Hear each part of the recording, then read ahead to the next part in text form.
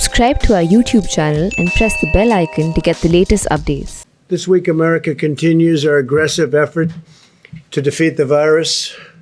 As we enter a crucial and difficult phase of the battle, we continue to send our prayers to the people of New York and New Jersey and to our whole country. But right now, New York and New Jersey are very hot zones, and we're with them, we're with everybody. Your struggle is our struggle, and we will beat this virus. We will beat it together. I also want to send best wishes to a very good friend of mine and a friend to our nation, Prime Minister Boris Johnson. We're very saddened to hear that he was taken into intensive care this afternoon, a little while ago. And Americans are all praying for his recovery. He's been a really good friend. He's been really something very special, strong, resolute, doesn't quit, doesn't give up. We have made tremendous progress on therapeutics. I had a fantastic call today, which I'll be talking about a little bit later. And I've asked two of the leading companies, these are brilliant companies, Ebola, AIDS, others, they've come with the solutions and just have done incredible jobs. And I've asked them to contact London immediately. They have offices in London, the major companies, but more than major, more than size, they're genius. And I had a talk with four of them today, and they speak a language that most people don't even understand.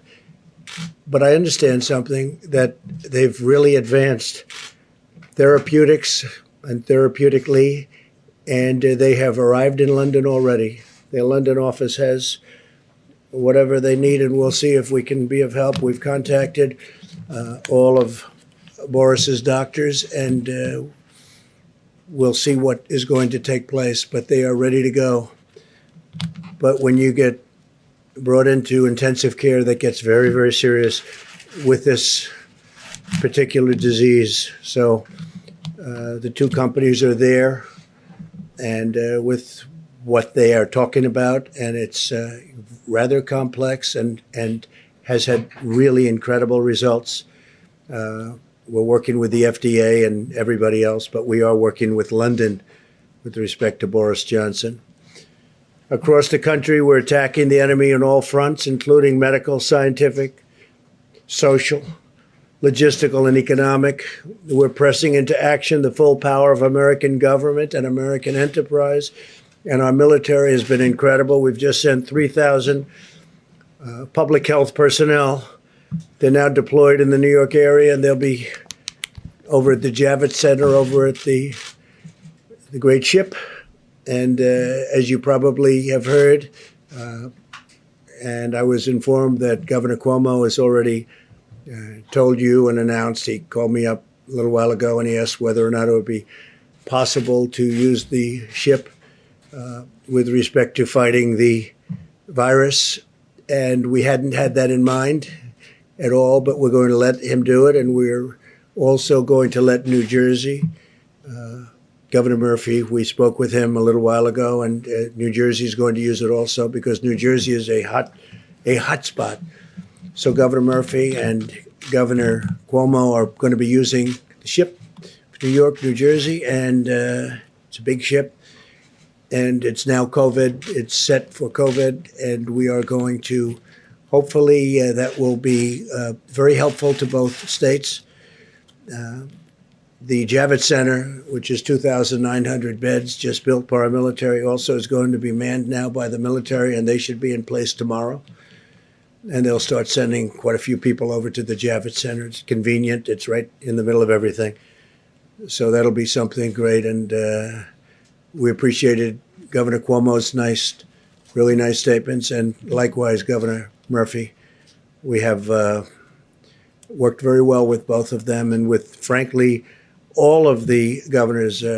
Vice President Pence had a call this morning with them that lasted for close to 2 hours, and I understand there wasn't a negative person on the call. 50 governors, or just about 50 governors. I think they were all on, from what I understood.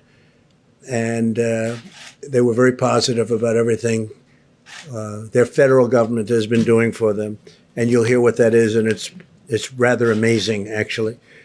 Nationwide, the Army Corps of Engineers is building 22 field hospitals. These are big hospitals and alternate care sites in 18 states. So you have a combination of 22 field hospitals. In addition to that, we're building alternate care sites, which is a little bit of a smaller version of the hospital. And we have a lot of them, and they're going up in 18 different states. In total, we have deployed 8,450 hospital beds from federal stockpiles. And, if you think this is done over a period of weeks, it's incredible, actually. More than 8,000 ventilators have been sent from the national stockpile to our cities and states, backed by the Defense Production Act, which we've used very strongly, very powerfully. So powerfully that we don't have to use it too much, frankly. And it's nice when you don't have to. We're getting more than we ever bargained for. American industry is stepping up. Manufacturers are really going to town, and we have thousands of ventilators being built as we speak, and we have hundreds that are being sent to different locations, and we're ready to roll with almost 10,000 that we have in the federal stockpile. When I say ready to roll, too, I mean exactly what that states. We are, wherever that monster goes, we're able to move with it. Great flexibility. We have tremendous flexibility, and we have people waiting, and they're ready, willing, and able, but waiting to bring them wherever it may be, if they need it. If they're needed.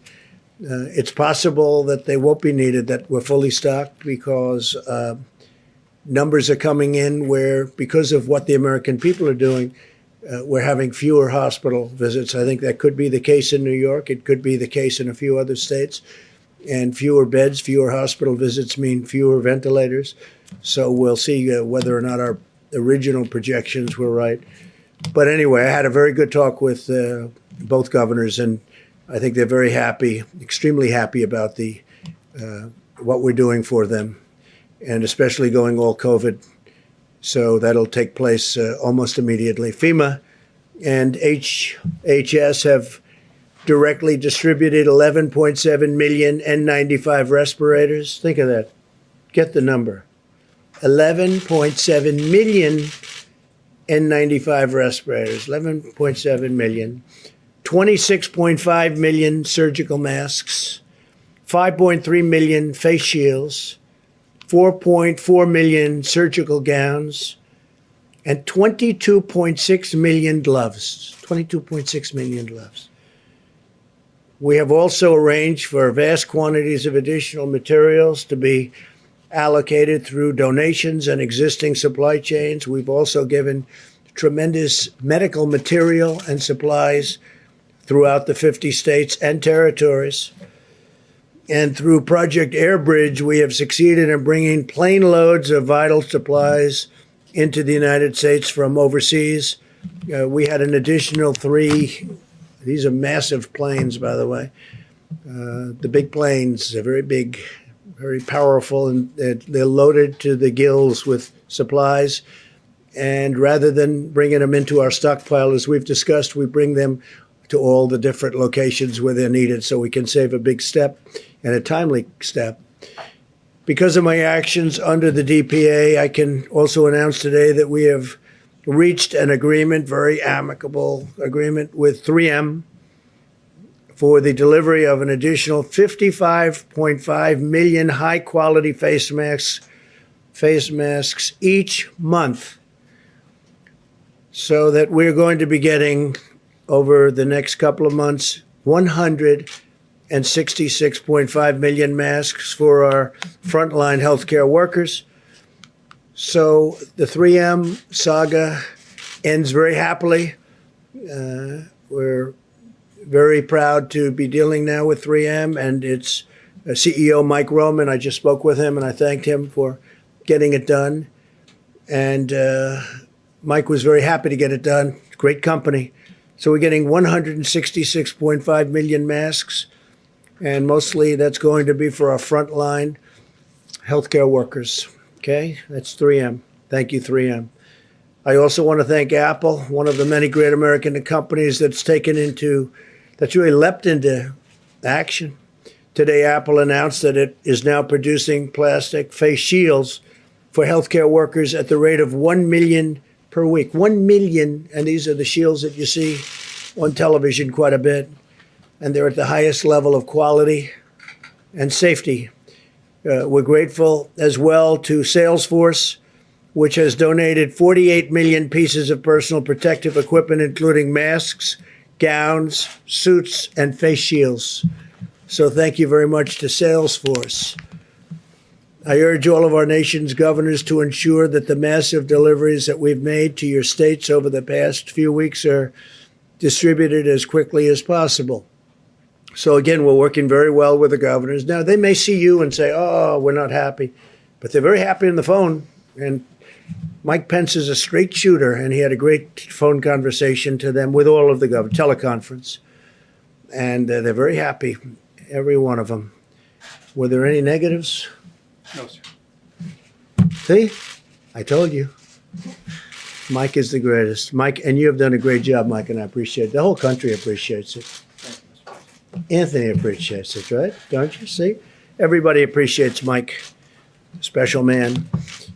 So a lot of the things that we've done, again, are going directly to the states. The states seem to be very happy. If they're not, they can call me directly. They can call Mike directly, and we'll make them happy. But tremendous progress has been made in a very short period.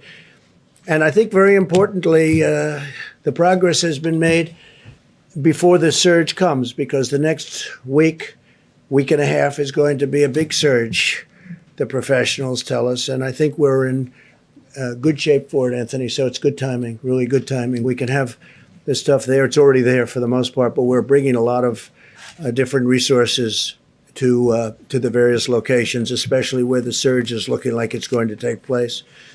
Resources from the national stockpile need to reach our warriors. And they are warriors. I tell it all the time. I saw it again this morning.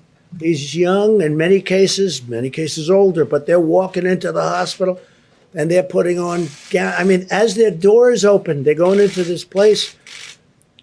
And, it's not exactly too safe.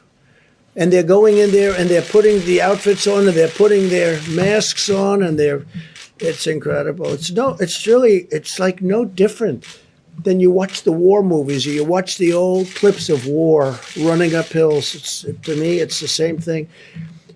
Men and women, young and old, but a lot of young people just going in there. They're not thinking about, oh, gee, this is dangerous. They're not saying, oh, I don't want to go in. They're warriors. They're running through those doors. It's the most incredible thing. It's an incredible, beautiful thing. Resources from the national stockpile need to reach these warriors in the hospitals immediately, and we're making sure they do. And again, the states have that responsibility, but we're working with the states, and we're getting the states a lot of things that they can distribute, or when they tell us, we bring it directly to the hospital from the federal stockpile or from the planes that land, without even going to the stockpile. If any state's having difficulty distributing supplies, we urge you to use the National Guard to assist in the delivery. And I have to say, you have done a fantastic job. Deborah, you know that you've done great. Tony, you know that you've done great. But what a job you've done, and I appreciate it. I really do. Your whole group has been incredible. That's a lot of stars you have, I'll tell you that. He's supposed to do a great job when you have 4 stars, right? But the military has been incredible, and I thank them for all of us. Conversely, if a state believes that it has surplus equipment or supplies, very important, because we actually have gotten so much to some of the states that they're able to now, they've done a fantastic job, and they've kept that line low. And we have some states that have surplus equipment and supplies, and they're working with us to rapidly redeploy those supplies to areas of greatest need. We thought that might happen. If it worked out well, that's what was going to happen, and it's happening.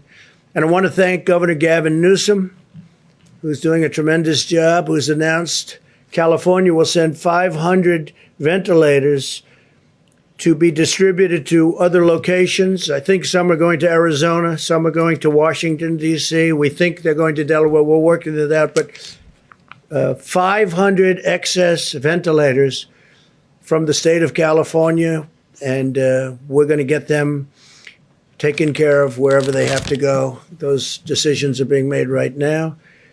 The members of the White House Task Force and I are in close touch with mayors and governors and hospital administrators across our country, and we're told that at the present time, most of the critical needs are being more than met. States have to continue sharing detailed information in the amount and utilization rates of medical supplies so we know what to resupply them, or they can get it directly. That includes ventilators. They can get it directly. Ideally, if they can get it directly, but if they can't, if they're unable to do it, we have tremendous amounts of supplies, and we're building it up very fast, too. And this is before the big surge. This information is fundamental to our ability to deliver the material when and where it's most needed. Now, Mike, in his conversation today, I think got some information as to a couple of locations where we're going to be delivering large numbers of ventilators and large numbers of medical supplies, and we'll take care of that.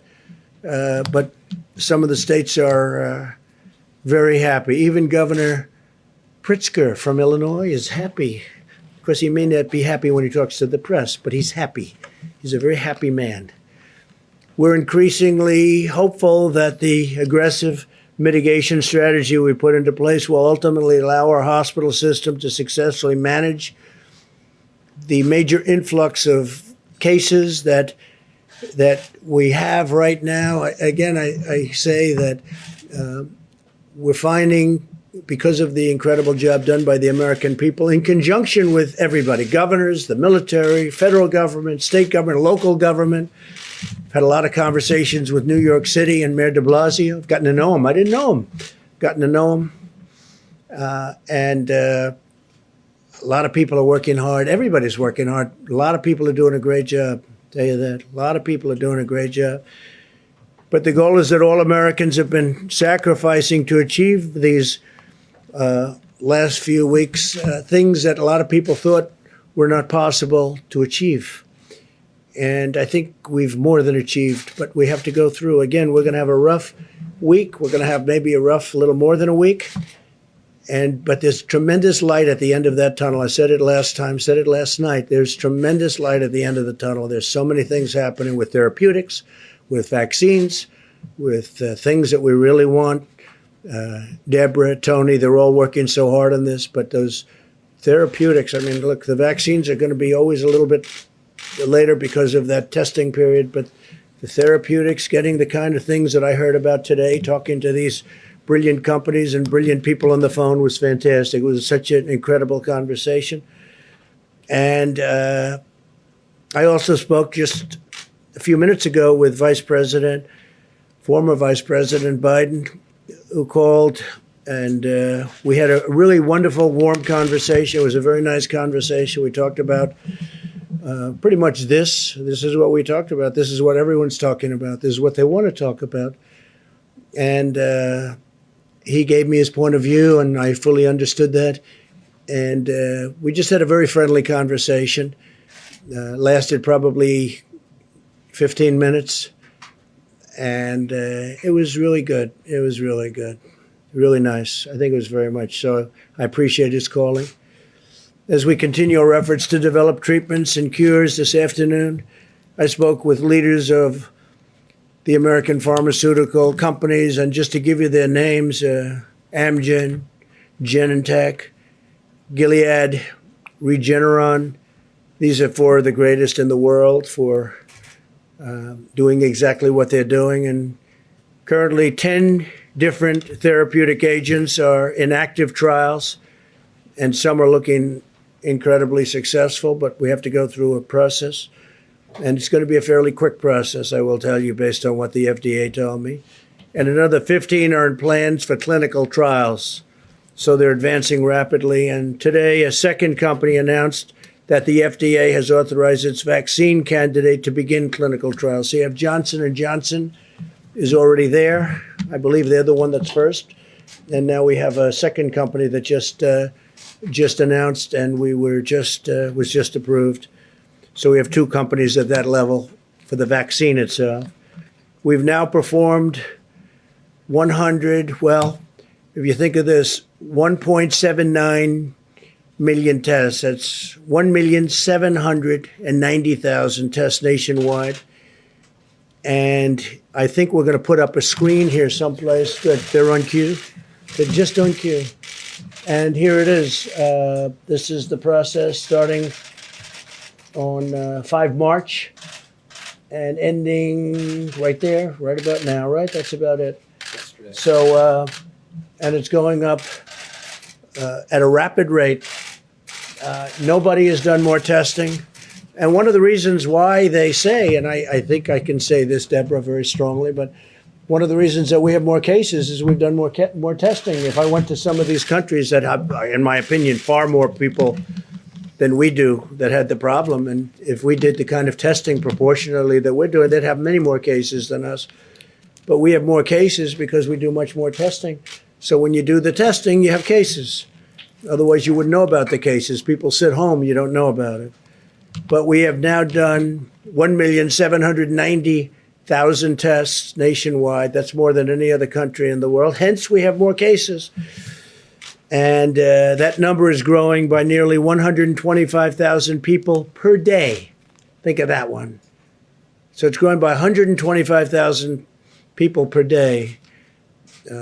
I told you about South Korea. This is a, vastly faster. And we also have, they say, the most accurate of tests. CVS is launching, and they've been great. 2 new drive-through testing sites in Atlanta, Georgia, and Providence, Rhode Island. And each location will be able to test up to 1,000 patients per day using the ultra-fast 5-minute test developed by Abbott Labs. Now they're down to 5 minutes. They call it the ultra-fast, and it's very accurate. Abbott Labs, I want to thank them. They've been fantastic. We're also speeding urgent economic relief to the American worker and families and the employers. As of today, tens of thousands of small businesses have applied for more than $40 billion in relief under the Paycheck Protection Program. You've all been reading about it, and it's really, it's only been going for a couple of days. It's really been performing well. A couple of little glitches, minor glitches that have already been taken care of, what they say. These funds will result in nearly 2 million jobs being preserved, so we're taking care of our workers, small businesses and our workers. Nearly 3,000 lenders have already made loans under the program, and we're signing up additional lenders very quickly, rapidly. Community banks have been very responsive, and larger banks are also stepping up. If we run out of funds, by the way, we're already preparing because it's going so fast for the small businesses and their employees. We'll ask Congress to refill it immediately. But the banks have been great. The big banks, the Bank of America was right up there at the beginning. J.P. Morgan Chase has been great. After the first day, they really came through, and a lot of the big banks, but the community banks have been fantastic. As we announced last week, we are providing $100 billion in direct support for our hospitals. And the first tranche, $30 billion, will be distributed this week. So I want to say one other thing. Our farmers, we love our farmers. And as you know, as of April 1st, the China trade deal, $250 billion, they purchased $250 billion from us, if not more. And of that, approximately $50 billion is expected to be with our farmers. So it kicked in as of April 1st, and we'll see how it goes. It seems like they're buying, so we'll let you know how that's going. But they're buying anywhere from $40 to $50 billion worth of our agricultural product. That should have a huge impact on our farmers, a tremendous impact on our farmers, but we're watching it very closely. To fight the medical war, we've mobilized the unbeatable, and it is unbeatable strength of American determination, ingenuity, and compassion. I got to see that when I spoke to the great science, because I call them science companies more than drug companies. They're scientists. We've seen businesses, charities, and private citizens making generous donations. So many people are making donations. We've seen states and cities supporting and helping each other and caring for our citizens. And we've seen Americans of all backgrounds and beliefs uniting together to answer the challenge and rise to the moment. And that's what they're doing. Above all, we've been awed and inspired by the exceptional courage of the doctors, nurses, EMTs, and healthcare workers who are the soldiers of this war. No words can ever express the complete measure of our gratitude for these intrepid heroes. One Cleveland patient credited his medical team for not only saving his life through their skill, but forever changing his life through their example of selfless devotion. Couldn't believe it, so generous he was with his statements. And he talked about their bravery in an area that was in such trouble, an area of that hospital where people were dying, and he talked about their bravery. Another survivor in Houston said simply, "I will consider them my angels forever. I will consider them," think of that, "my angels forever."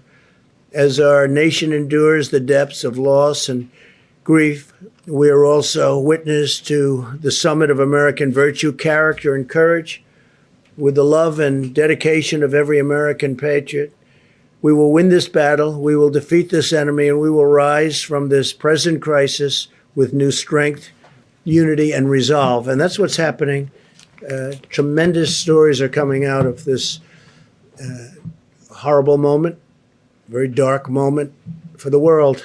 182. I was saying 151 for a while, and then it got up to 160, and it's 182, as I announced yesterday. 182 countries are being attacked by this virus. So I just want to thank everybody. I want to thank the American citizens for doing a great job. Stay inside, and let's win this, and let's get our country open as soon as we can. I think it's going to be sooner than people think. Things are going really well. Again, light at the end of the tunnel. And with that, I'll take a few questions, and then Mike is going to take over and talk with the Admiral and with the professionals, and we appreciate you being here. Yes, please. Mr. President, you mentioned that you were asking U.S. drug companies to provide treatment to the British Prime Minister. What sort of treatment is that? Is that something that is available? Well, it's it's a very complex treatment of things that they've just recently developed, and that they have a lot of experience with, having to do with something else, but recent for this. And they've already concurred. They've already had meetings with the doctors, and we'll see whether or not they want to go that route. But when you're in intensive care, it's a big deal. So they're there, and they're ready. I think we have three of them. I spoke with four. You know who the four would be, and you know the people within those. You'd know the companies. I told you the companies, but the people are the greatest in the world. So they're at the hospital, and we'll see. And they have everything with them should it be needed. Hopefully it won't have to be needed, but should it be needed. I found Boris to be a fantastic person, just like a fantastic, warm, strong, smart guy. He loves his country. You see that? I mean, he fought like hell for his country. And intensive care is big stuff, really big stuff. Yesterday you were asked about this as well, but now that he's been moved to intensive care, does that give you and the Vice President any pause or additional concerns, steps that you're taking to preserve the continuity of government here? No, I don't think so. Mike had his test a couple of days ago. I had my test a couple of days ago. So, and we're here, and here you are. So, no, I don't think so. But I think we'll probably, just because of questions like that, I think we'll probably have maybe quite a few tests. It's not the worst idea. You know, the system of testing now is so quick and so easy. So I could see, and you were tested again today? You sure you're okay? I'm okay. Good, then I'm staying here. Despite the nearly 1.8 million tests that you say the United States has done, the Inspector General for the Department of Health and Human Services released a report today, a survey of more than 300 hospitals across the country. And the number one complaint from those hospitals were severe shortages of testing supplies and a really long wait time. I mean, a week or longer. And did I hear the word Inspector General? Really? It's wrong. And they'll talk to you about it. It's wrong. But this is your own government. Well, where did he come from, the Inspector General? What's his name? It came from the Inspector No, General what's his name? report. I What's his don't name? know his name Well, off the top find of me my his name. head. Let me know, okay? If But- you find me his name, I'd appreciate it. But sir, these are hospitals All I can tell that you do is not- this: sir, we put up on the these board. hos- You're going to ask the Admiral, but These are we are doing. hospitals who say that they're waiting a week or longer Fine. to get their speak to test the Admiral. results. Why But is we've it done still more taking so testing long? and had more results than any country anywhere in the world. They're doing an incredible job. Now they're all calling us. They want our testing. What are we doing? How do you do the 5-minute test? How do you do the 15-minute test? So give me the name of the Inspector General. Could politics be entered into that? Go ahead, This please. is our, Go ahead. Thank you, sir. Are you worried about retaliation to your decision to ban export of medical goods, like Indian Prime Minister Modi's decision to not export hydroxychloroquine to the United States and other countries? I don't like that decision. If that's, I didn't hear that that was his decision. I know that he stopped it for other countries. I spoke to him yesterday. We had a very good talk, and we'll see whether or not that's his. I would be surprised if he would, because India does very well with the United States. For many years, they've been taking advantage of the United States on trade. So I would be surprised if that were his decision. He'd have to tell me that. I spoke to him Sunday morning, called him, and I said, we'd appreciate your allowing our supply to come out. If he doesn't allow it to come out, that would be okay. But of course, there may be retaliation. Why wouldn't there be? Yeah, please. Thank you, Mr. President. The Paycheck Protection Program has gotten off to a confusing start for small I don't businesses think so. I think because it's done very well. Wells Fargo has stopped taking applications. Bank of America Not initially anymore, they haven't. prioritized taking applications from clients that were already Bank of borrowers. America has So- been the leader, taking tremendous numbers of applications. And of course, there may have been, they wanted to have a slightly different application. They wanted to have a little different information. But Bank of America has been a leader. They're number one in terms of applications. I wish you'd ask the question differently. Why don't you say it's gotten off to a tremendous start, but there are some little glitches, which, by the way, have been worked out. It would be so much nicer if you do that. But you're just incapable of asking a question Sir, what in a oversight positive measures way. is the federal government It's putting already in done. place It's already to done. ensure that there is It's taken the fairness? measures. It's taken the measures. And we may even do a different system, not with this. We're going to have to probably add more money to this to save and to keep our small businesses going and to keep the employees of those small businesses working. But it's such a positive event, and you ask it in such a negative way. It just, I wish we had a fair media in this country, and we really don't.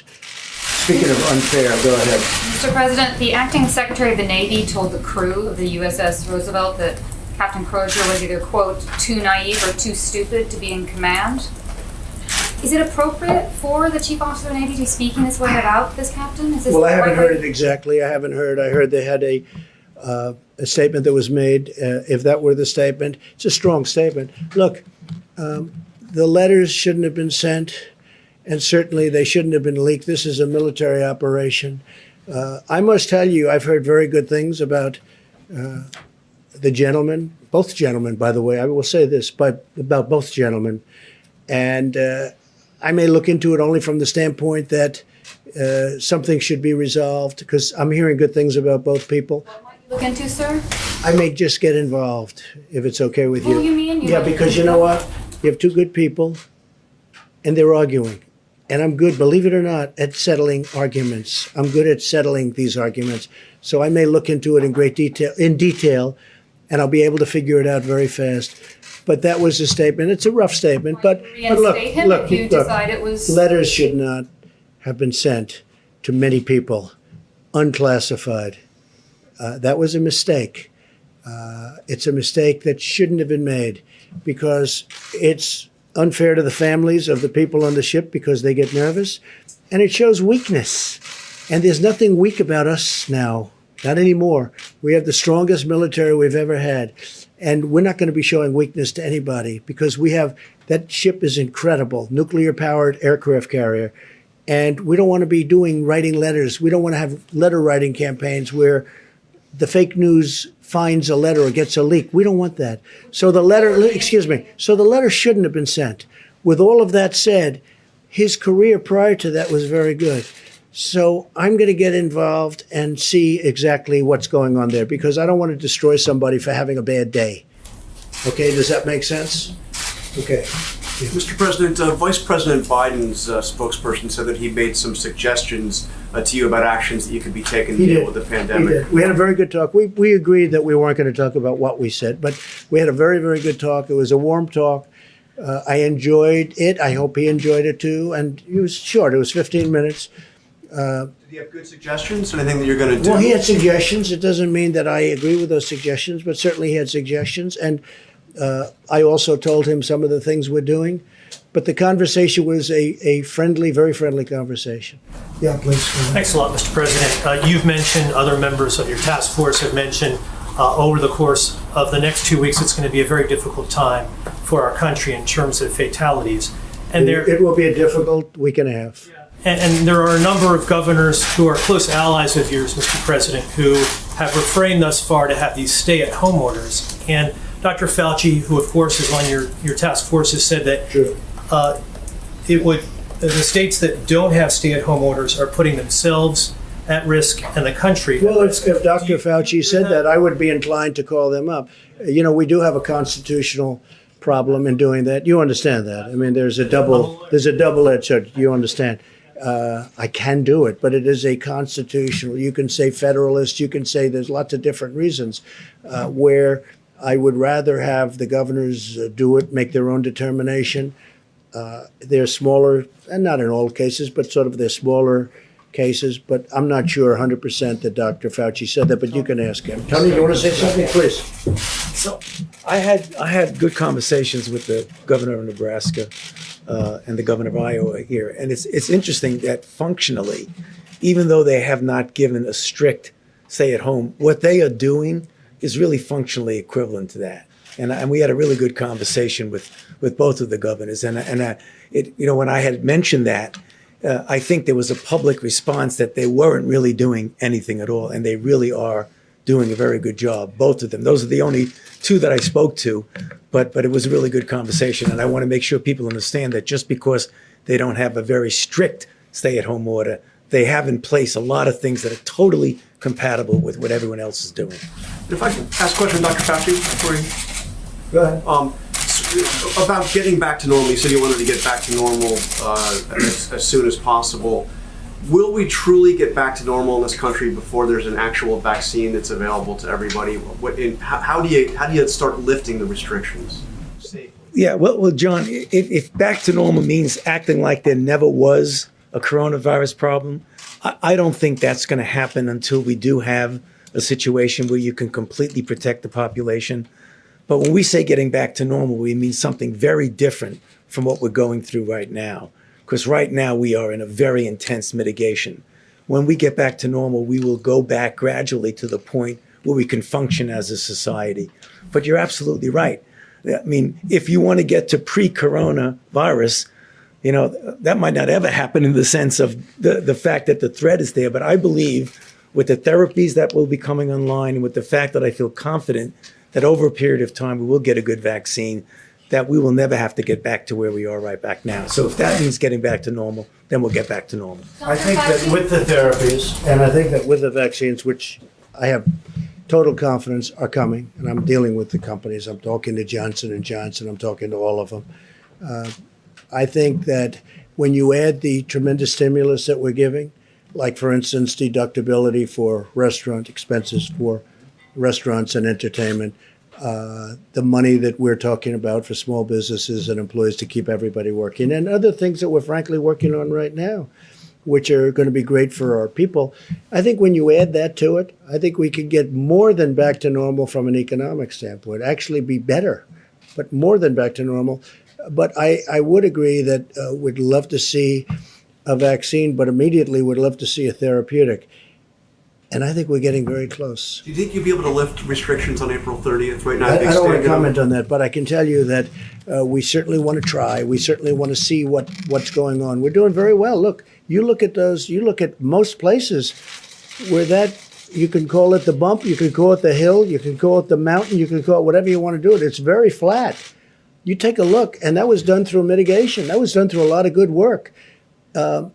and that far exceeded our expectations before. I mean, people can't even believe how low some of those bumps are, some of those hills are. They're very surprised. Now you have a couple of tough ones. New Jersey's been very tough, and New York has been very tough. They're crowded in. It's tight. It's tougher, but we far exceeding. California far exceeds. Washington State far exceeds. You look at so many of these states, how well they're doing. The 8 states, by the way, and I haven't spoken to the governors, but Tony's so right. They may not have it from the standpoint that they're saying it, but those people are practicing it, and they're doing a fantastic job. Take a look at where they are in terms of the levels, but take a look where they are. So, but if I thought it was something that, and I've looked at him, and I've looked at him very carefully, looked at him today, looked at him yesterday, from a constitutional standpoint, I'd love not to get involved with that. And not from a legal standpoint, just from a moral, constitutional standpoint. Because legally, I can. But morally, I believe in our Constitution, much more so than most people. And I'd love to be able to let the governors do what they have to do. Those states are doing a fantastic job, all 8 of them. They're doing a fantastic job. So we'll see what happens. As for your question, you fully understand what I'm saying, so thank you. Yes, please.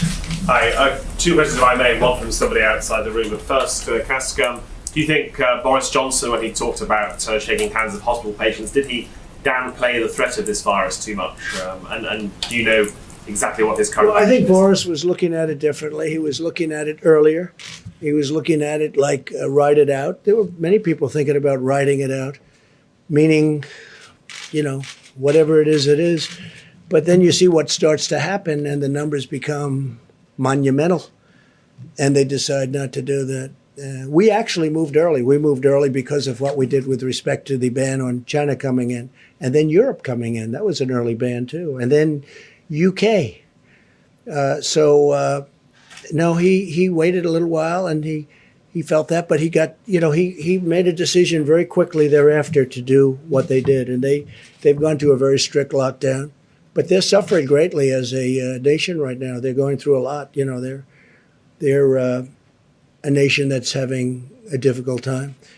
But I've gotten to know him. He's just such an incredible guy. It was just so shocking to see that, because you know what that means. Intensive care is a big deal with regard to what we're talking about. That's a very big deal, very scary deal. Yeah, please. Yeah. Just somebody who can't be in the room due to social distancing has asked me to ask a question. It's Thomas Howell of the Washington Times. How many health workers in the US have become infected with COVID-19? And if the answer is not known, will the CDC be publishing that data? Yeah, I could soon? get you that information. I think they'd probably be willing to give that, right? Yeah, we could get you that information. Jeff, please. Mr. President, OPEC is meeting on Thursday, and they have said that they are willing to make a cut in production if the U.S. chips in as well, which suggests that they want you to ask U.S. producers to do an Well, you're the first orchestrated one cut. that's told me that. I don't know. We'll have to make that decision, and maybe we will, maybe we won't, but we'll have to make that decision. But you would- I think the cuts are automatic. If you're a believer in markets, I can guarantee you there's a cut from pre this condition. Look, this happened because of the virus. The virus knocked out 40%. It went down in 1 hour. I mean, literally, when places closed up, you're talking about a 40% cut. No, I think it's happening automatically, but nobody's asked me that question yet, so we'll see what happens. But you would I'll let you know on Thursday evening. All right, that's the deal. But you would consider asking U.S. companies to Well, I think reduce... it's automatic because they're already cutting. I mean, if you look, they're cutting back because OPEC is asking it's market, it's demand, it's supply and demand. They're already cutting back, and they're cutting back very seriously. But if OPEC is asking for a signal from Well, the nobody's US, asked me that, so if they ask me, I'll make a decision. Okay, but again, it's happening anyway. Yes, please. In light of all the discussion about Prime Minister Johnson and his health, can you update us on the status of the second half of your physical that you were going to have this year? Yeah, so I had a physical. The first half was very successful. I did it on a day when I was in the White House, and we were able to do that, as the doctor reported. And I have the second half of the physical different. Probably is done at Walter Reed, and I'll do that at the appropriate time. But I feel very good, and according to the doctor, very good shape. Can I just ask you again on the idea of a national stay-at-home recommendation? What is giving you so much pause about making a recommendation? I told you. He understood very well. I appreciate your understanding. It's not an It's order, called just a the Constitution of the recommendation. United States, and I'd rather have, if possible, for the governors to make the decision. If a decision was very necessary, and they have done a good job, and Tony said it better than anybody, they are doing what we're asking them to do without having to put the seal on it. But I will say, if I thought it was necessary, I'll do it in a heartbeat. Do you agree with the Georgia governor opening the beaches? Opening what? The beaches? I haven't seen. I'm going to have to see to what extent. I'm going to have to see how many people you're talking about. Are they crowded? Are they packed? Are they not packed? We'll have to take a look at it. Right now, it's very early for beaches in Georgia. So it's right now very early, so I'll take a look at it. He's done a very good job as the governor. He knows what he's doing, but we'll have to take a look. It really does depend on, how crowded it may be. But I will talk to him and I will ask him that question. I would ask him, yeah, please. Mr. President, you said last week that you were considering travel restrictions around hotspots. Is that something that's still on the table, and at what point? We're looking at it, and the airlines have been cutting their routes. You saw that yesterday. They announced big cuts in routes. We need some flights for emergency use for military people. We need some flights for medical people, and there are very few flights, as you know. And the flights that are going out are, I think they said they're 3 to 4% full. You have 3% of the plane is occupied, so it's they're very, very generally very, very empty planes. But it's good to have. It's a tiny amount of flights relative to the overall, and we need them also for medical workers. Otherwise, we're going to have to do a whole big thing with our own planes. So they're done for a reason. There's also testing done when people get onto those planes, and also when people get off the planes. If I can follow up on this question of the HHS Inspector General, and by the way, her name was Christy Grimm, and it wasn't so much her opinion, but they interviewed 323 different hospitals. Well, it still could be her opinion. When was she appointed? I'm not sure when she was Would you do me a favor? Let me know. I'll check. No, let me know now. I have to know now, John. Let me know now. The point Because is- we are doing an incredible job in testing. We are doing a better job than anybody in the world right now in testing. There's nobody close. And other nations admit this. Other nations have admitted it very strongly. Other nations are calling us, wanting to know about our testing. Let me know when she was appointed, would you? Specifically, Go ahead, what she please. was saying was that there had been a delay in the. Okay, thank you very much. Go ahead. Please. Thank you, Mr. President. Only last week, there were multiple flights coming from China full of medical supplies. Yes. Companies like Huawei and Alibaba has been donating to Right. the United States People I like know very well. 1.5 million N95 masks and also a lot of medical gloves and much more medical supplies. Sounds like a statement more than a question. And Chinese Ambassador Cui Tiankai last night wrote an op-ed on New York Times calling to cooperation with the United States. So are you personally working directly with China? We just signed a trade deal. So fighting with the It's the virus? biggest deal probably ever made. And I hope they're going to honor that trade deal. If they don't honor the trade deal, then I'll tell you a different answer. But I think they will. They're going to spend billions of dollars for agriculture. They're going to spend billions of dollars for many different things. Whereas Well, China medical never spent supplies. money in our country. We spent money. We had a deficit, a trade deficit with China for years of $500 billion, $400 billion. We had the biggest trade deficits in the history of the world with China. Now China's going to spend a lot, has agreed to spend $250 billion, many billions of dollars in our country, much of it going to farmers and manufacturers. So I'll let you know. I mean, I hope they're going to honor the deal. We'll find with out. China, are you cooperating with I don't China? know. Who are you working for? China? You work for I'm China or are working you with a for Hong newspaper? Kong. Who are you with? Hong Kong Phoenix TV. Who owns that? China? It's Is it owned by based in China? Hong Kong. No, is it owned by the state? No, it's not. It's a private owned company. Okay, good. Okay. Look, I'll let you know. I'll give you a good answer to that in a few months. I wanted to see what they do because it's time for them to help us. Okay. It's time right now for China to help us. And hopefully they do. And if they don't, that's okay too. But we signed a deal. It was signed with great goodwill and spirit. And it's time that our farmers benefited, our manufacturers benefited, and we'll see whether or not that deal is honored. And I think it will be, because I know President Xi, who I like and respect, and I think he will honor the deal he made with us. It just went into effect 4 days ago. I will see whether or not. In fact, I called up just a little while ago. I said, how are the farmers doing with respect to China? Are they buying the product as anticipated? And the answer was, yeah, I think so. But it wasn't the most positive, but it was starting. The deal just started.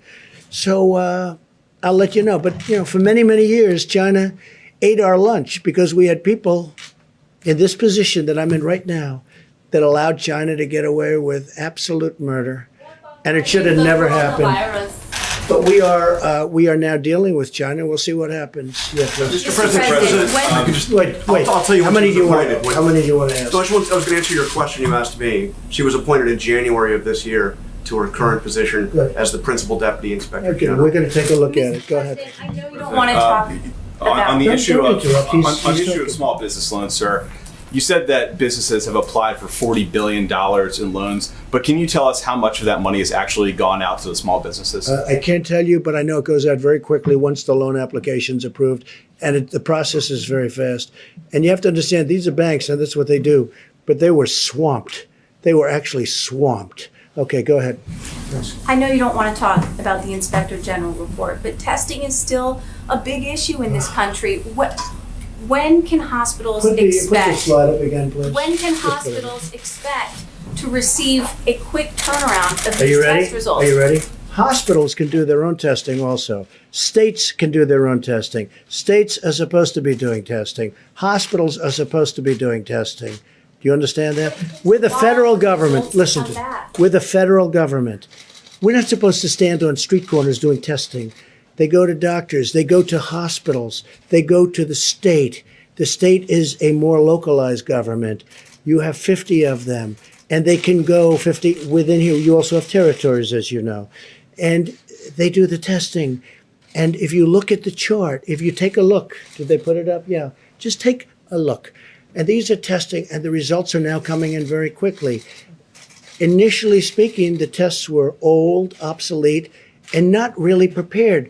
We have a brand new testing system that we developed very quickly, and that's your result.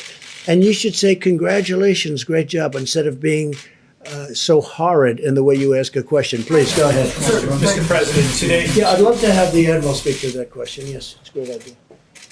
So I can talk a little bit more about testing later on, but as the President said, 1.79 million tests have been done, and this does not count the hundreds of thousands of tests that are done within hospitals that are now currently not reporting, so I'm sure we're well over 2 million. That Inspector General report was done here, 23rd, 24th, during our ramp-up period, quite a long time ago.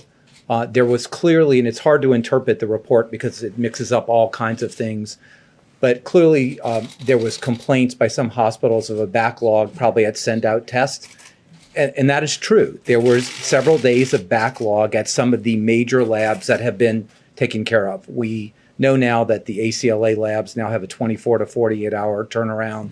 They're doing well over 100,000 tests a day. We now have the Abbott machine that's point of care. That's 18,000 of those instruments throughout the country. The Cepheid machine is now all across the country with a 45-minute turnaround. So we have worked directly with many of the hospitals that have their own laboratory-derived tests. Some of those really, quite frankly, didn't understand the regulatory freedom they have to use other different kinds of instruments or different kinds of reagents.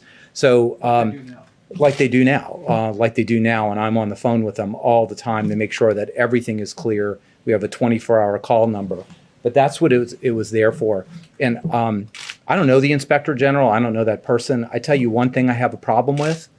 If there was such a problem that she knew about or he knew about on March 23rd and 24th, why did I find out about the tests from them on the news media at 8 o'clock this morning? If there was a problem, I think you're ethically obliged to tell me where that is so we can interact with it like I do every single day. But that's a discussion for the future. I think testing is really in a good position right now, and I'd be happy to expand on some of the really good tests that are coming up. How long has that person been in government? Could I ask you? Did serve in the previous administration. Oh, you didn't tell me that. Oh, I see. You didn't tell me that, John. You didn't tell me that. Did serve in the previous administration. You mean the Obama administration. Thank you for telling me that. See, there's a typical fake news deal. You asked me when she was appointed. I told you when she was appointed. You're a by your third-rate administration. reporter, and what you just said is a disgrace, okay? You asked me, you said, sir, just got appointed. Take a look at what you said now. I said, when did this person, how long in government? Well, it was appointed in the Obama administration. Thank you very much, John. Thank you very much. You will never make it. Go ahead, please. On the ventilators, Well, maybe that's a this is best terrible for Admiral Jawar, but can you tell us today how many ventilators are in the federal stockpile? I'm not going to tell you how many are in the stockpile, but I can tell you that we look at ventilator use granularly every single day in every single state and down to the hospital level. So we have been able to meet and easily meet all the ventilator requirements that have been brought to us by the state. No one has not gotten a ventilator that needs a ventilator.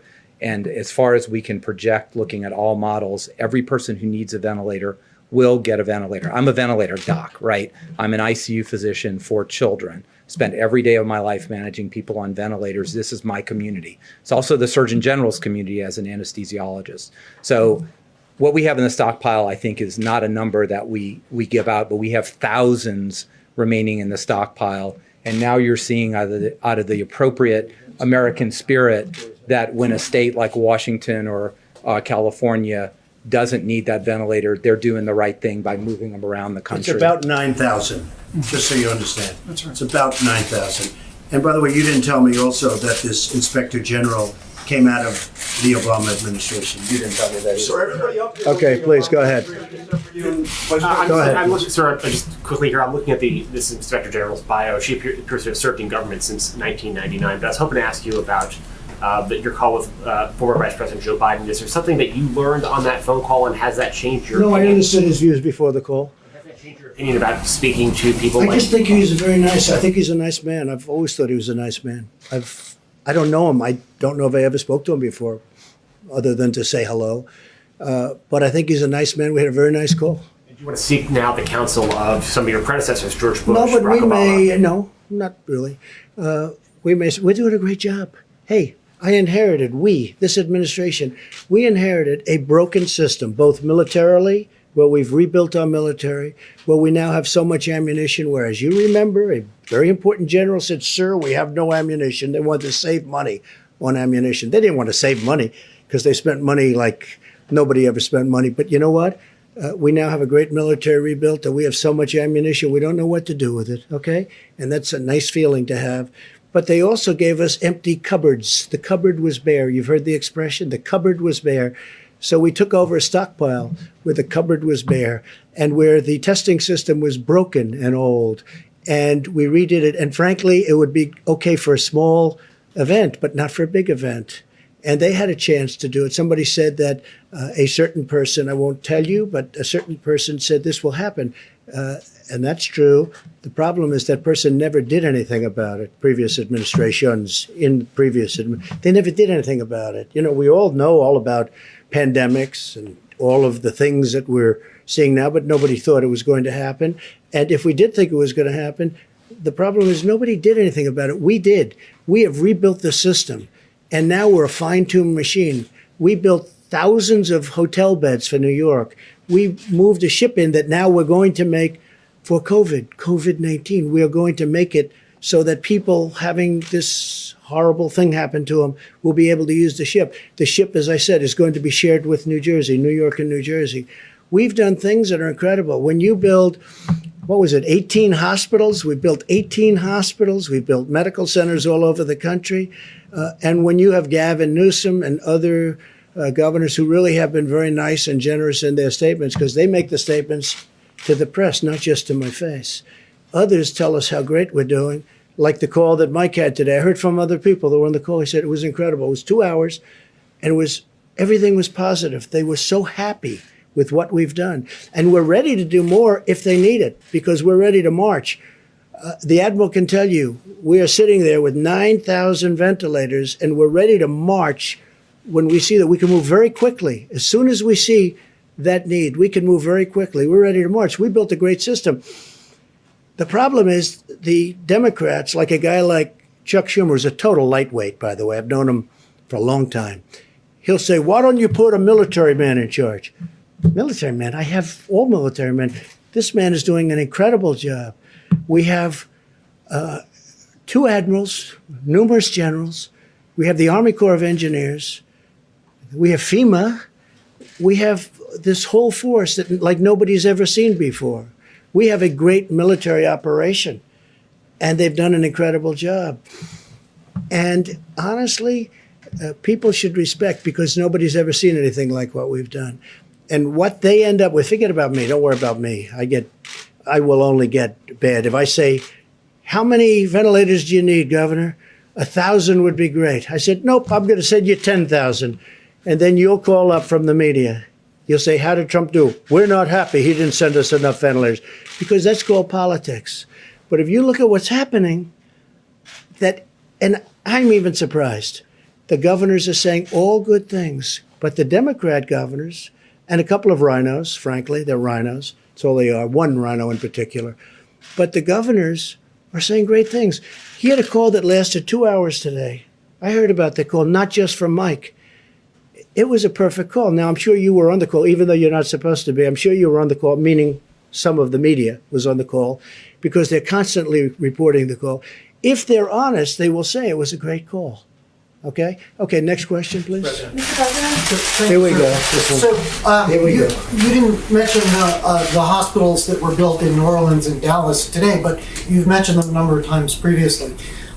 There seems to be some concern in Texas that they might lose the hospital in Dallas if it's not We're never going to do anything that hurts if Texas. it's not used yet. We're only helping Texas. By the way, the governor's doing a great job over there with this situation. And Texas is so big, you have some parts of the state that are affected, other parts that aren't affected at all. You know, it's an incredible place. But can they keep this hospital even if it's unused? Or is the federal government going to shift those resources elsewhere? Well, we're going to use whatever we need, and we're doing it totally in conjunction with the governor. Okay? We're doing it in conjunction with your Texas governor, who's done a fantastic job. Great. Governor Abbott also has set up checkpoints at the border to check people coming in from Louisiana. We've seen checkpoints in Florida, other state borders. Americans Very few people are coming through our border, and you'll be happy to know we're up to mile 161 of the wall. Internal borders between states. Oh, I see. Americans Okay. are not But used on the to border seeing- between Mexico, we have 161 miles of wall. About internal borders. Okay. Americans they're not used to seeing border checkpoints between states. How much longer, and is that something that states have to do? First, you want us to call 8 governors and tell them to do something. And then you're complaining that another governor is so strict that he actually checks the borders. I understand why he's doing that, because he knows who he has, and he doesn't want people coming in if they should maybe, not be to the liking of the doctors. No, I think look, he's done a great job. He's done a great job with this case, as have many other governors, but he's done a great job. One of the things I thought you were going to say is we've been very tough on our southern border, as you know, very, very tough. And part of that's because of the fact that we have so much, when you talk about 160 miles of new wall, nobody's coming through that. Nobody, not even close. And we're building it rapidly. We will have, early next year, we'll have close to 500 miles of wall, which is what our goal was. Please go. You mentioned Senator Schumer just a moment ago. He had a conference call today, and he said that he believes that a COVID-4 relief bill will be necessary. Do you share that belief, and what would be contained in such I a don't bill? know necessarily, but I certainly want to listen. And what I want to do is 2 things. A real infrastructure, not a Green New Deal, the carbon footprint. I'm not looking for the carbon footprint. We want to put people to work. But and frankly, for so many years, we've let our infrastructure go to hell because we were wasting all our money in the Middle East and other places, okay? I want to rebuild our country. I don't want to rebuild. We're tired. We've rebuilt, if you call it that. We're destroyed, frankly. What we've done is so crazy. What we have done, the direction that this country has taken is so sad. But we're in the Middle East for $8 trillion. And if you want to fix a pothole in a highway, you can't do it because they don't want to give you the funds. So we want to have an infrastructure bill, a real one, like in the vicinity of $2 trillion to completely rebuild our roads, our bridges, our highways, our tunnels, everything. And I'm totally open to listening to that. I'm also open to listening to and even putting forward, because we're going to be putting something forward, more money for our citizens because they've gone through trauma. This has been trauma. This came out of nowhere. And I say it and I'll say it again. We had the greatest economy in the history of the world. We had the most people working in the history of our country, almost 160 million people, far more than ever before.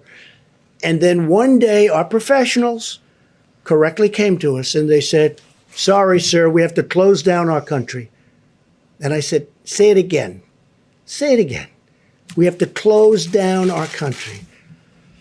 And the entire world closed down because of this hidden enemy. No, we're going to take good care of our people. It was not their fault. Dr. Birx to clarify something that she said on Saturday. Go ahead. Yes, please. May I ask Dr. Birx to clarify something that she said on Saturday? If I may, Dr. Birx, this is a question that comes from a radio colleague of mine, Tamara Keith. And on Saturday, it sounded like you said that for the next week, people in high-risk areas should not even go to the market or the drugstore. Is that what you meant to say, or is that accurate? You know, out of respect for every single healthcare worker that's on the front line, whether they're a nurse, a doctor, a respiratory therapist, the phlebotomist, the persons who come in the rooms to clean, you know, out of respect for them, we as Americans should be doing everything possible. And what I meant was, if you can consolidate, if you can send one person, the entire family doesn't need to go out on these occasions. We really need, this is a highly transmittable virus. We've been saying that we want every American to know that what they're doing is making a difference, but we need to have solidarity of commitment from everyone to really, so, you know, maybe once every 2 weeks, we can do a grocery store and pharmacy shop for the entire family. So it was really about, we have to do everything we can. I know I see on the TV stations the level of human suffering in the hospitals. Dr. Fauci and I and Admiral Giroir have spent our lives taking care of others. We need to take care of each other now as Americans and do everything that's in those guidelines. And I know they're tough. I know incredibly how tough they are. My grandchild of 10 months got a fever of 105 this weekend. I'm the doctor, and I couldn't get there. I mean, so I'm trying to explain to my daughter how to listen to her lungs, how to listen to her lungs, So and then the baby's lungs. You did not get there? I did not go there. Good, I'm very happy with that. Because of you two. I mean, when you can't take that kind of risk with the leaders of the country. Your grandson's okay? So, daughter, but she's That's coming a lot out of temperature. 105. Yes. But, you know, we're all, and that's just an illustration that I know you all are making sacrifices. And I guess I want everyone to take this seriously. So that was really a call of seriousness of how important this is and how we're starting to see the impact. But you can see what can happen when you come at this a little bit too late. And that's why the message, before you see it, before you have to see your hospitals and your emergency rooms overwhelmed, it is on us as a member of this community, of this country, to do everything possible to save one another. And so that was really what I was saying, and I will continue to say that, because I do believe it's making a difference. You can start to see it making a difference, but we have to do even more right now, because that will predict where we are 2 or 3 weeks from now. Thank you, Deborah. And it is making a big difference. I saw where Governor Cuomo was a little bit upset today over the weekend. A lot of people outside, and they were pretty big groups of people. I saw that. I noticed that, and he wasn't happy with that. And I could understand that. Look, we have a short period of time. Hopefully, it's a short period of time to go, and let's get it done. Let's get it done. Kristen, did you have a question? Yes, I did. Thank You're you. so Quick quiet. follow to just got here. Because you have your own show. Quick follow to the question about legislation. I know there's discussion about a phase 4, but are you also looking seriously at a second round of direct payments? And are you putting discussions on a potential phase 4 on hold for now while you pursue that? Well, I was opposed to the way of distribution, money distribution through, as you know, unemployment and through the state offices, because they have very old, not all of them, but many of them have 40-year-old equipment, as I've said, and it makes it very difficult. But that's what they're looking, that's what they want to do. That's the way it's mandated to do. I thought it would be better if we did a direct payment system, but the Democrats really wanted it. And I think they had some help from a couple of people that I would have, had I spoken to them, I would have convinced them otherwise, I really believe. But it's getting out, and the federal government has done its job. All we can do is give this massive amount of money to the states. The states then are responsible to distribute it, a little bit like we're talking about here.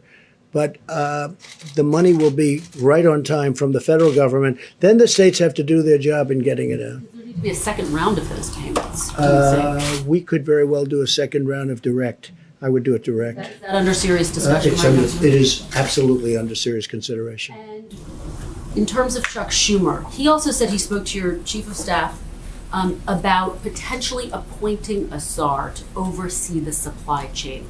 Is that something that you would But we consider have people that are so talented. I know the people he suggested. They're wonderful people. They worked here. They're wonderful people.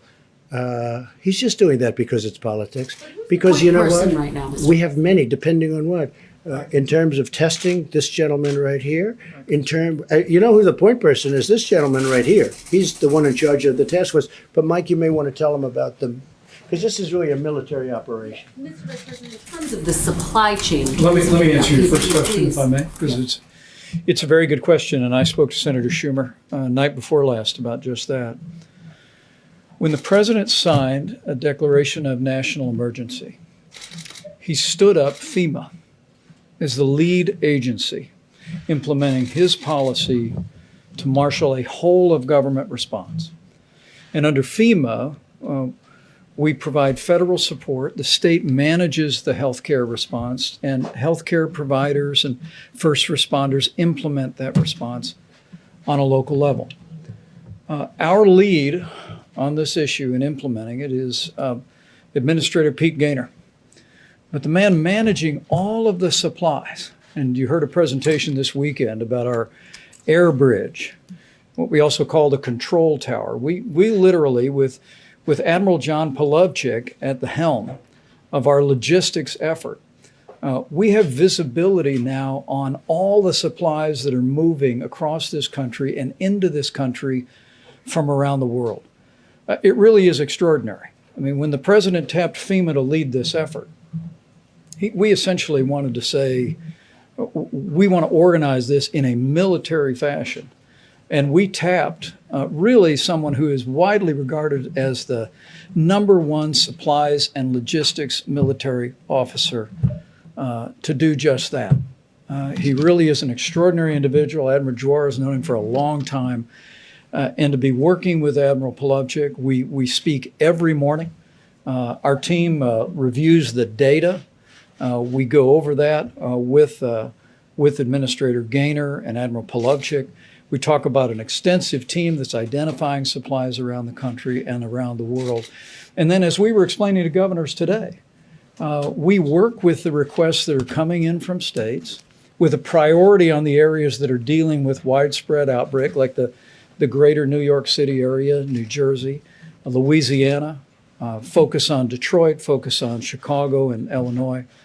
And then what Pete Gaynor and Admiral Polovchik are doing is directing those commercial distributors to send the resources directly to the front lines of the battle against the coronavirus. It is an extraordinary system. And as I explained to the governors today, as I've explained to congressional leaders, who've made what I think is a good faith recommendation that we organize this in a manner of military logistics. It's exactly what President Trump has done. And it's what we're doing every single day to make sure that healthcare workers, to make sure that the states that are dealing with a widespread outbreak of coronavirus can be confident that we're going to spare no expense, leave no stone unturned, and use this extraordinary apparatus centered in FEMA to get the people of our country what they need when they need it to battle the coronavirus. And Kristen, when Schumer makes a statement like that, he's only doing it for politics. He knows. We have the best generals, the best admirals, we have the best people. These are incredible leaders. These are vibrant people. They've done such a good job. And again, you'll get a tape of the conversation because I'm sure some of the governors probably had their favorite reporter listening to the conversation, even though they weren't supposed to, but that's happened before.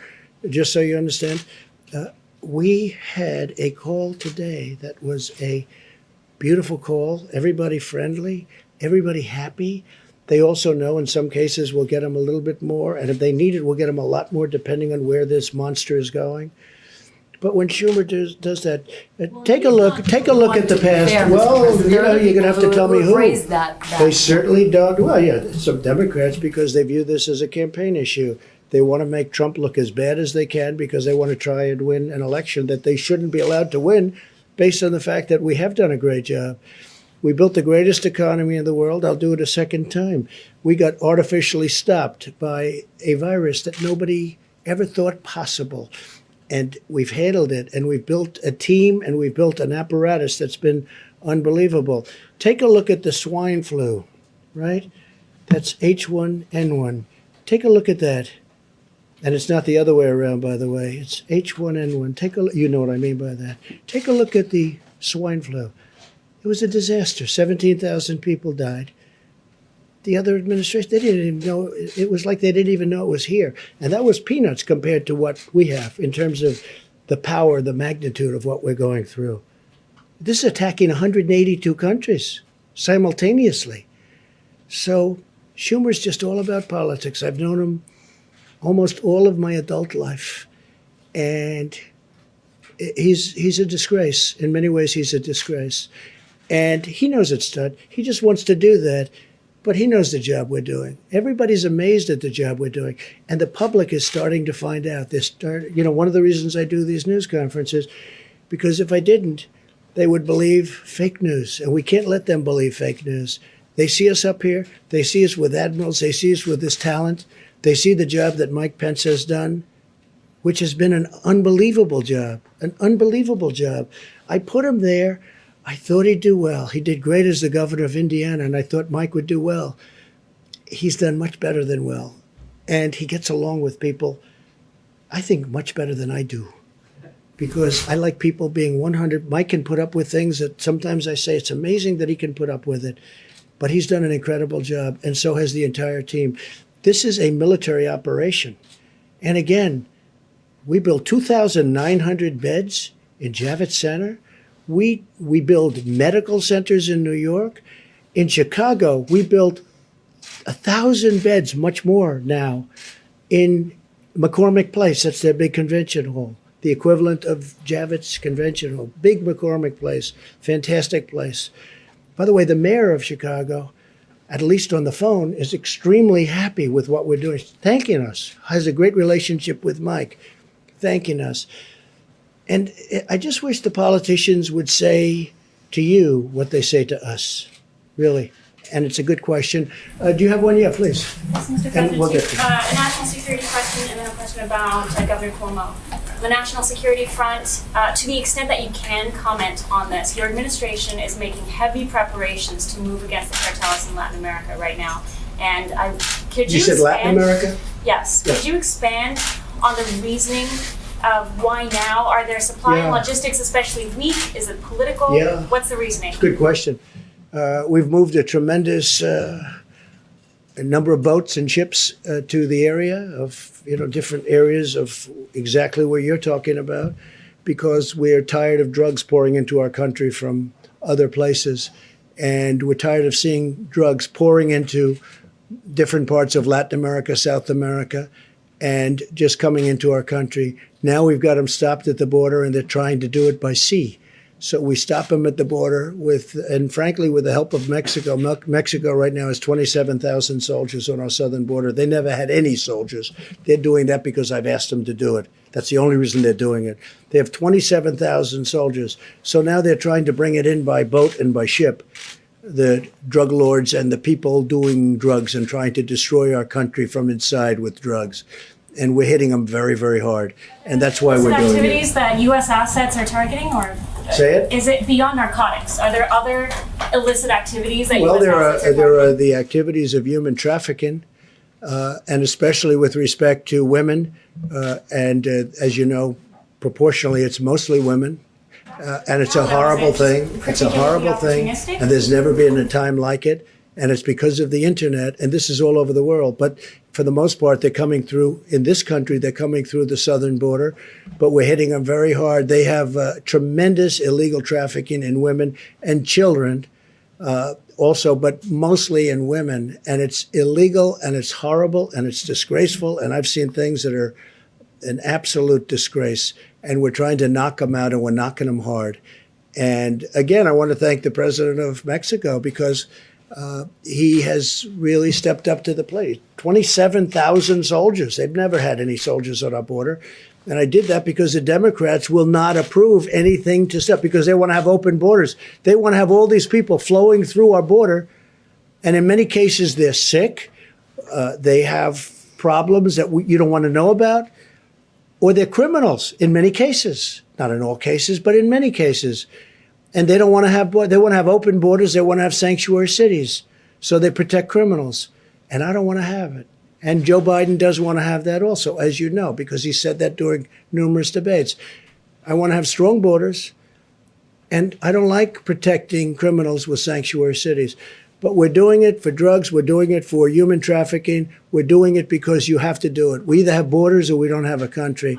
All right, go ahead. Mr. President, the question of antibody testing, which is FDA approved now, but not widely available yet. I know the Admiral said by May you expect to have millions available.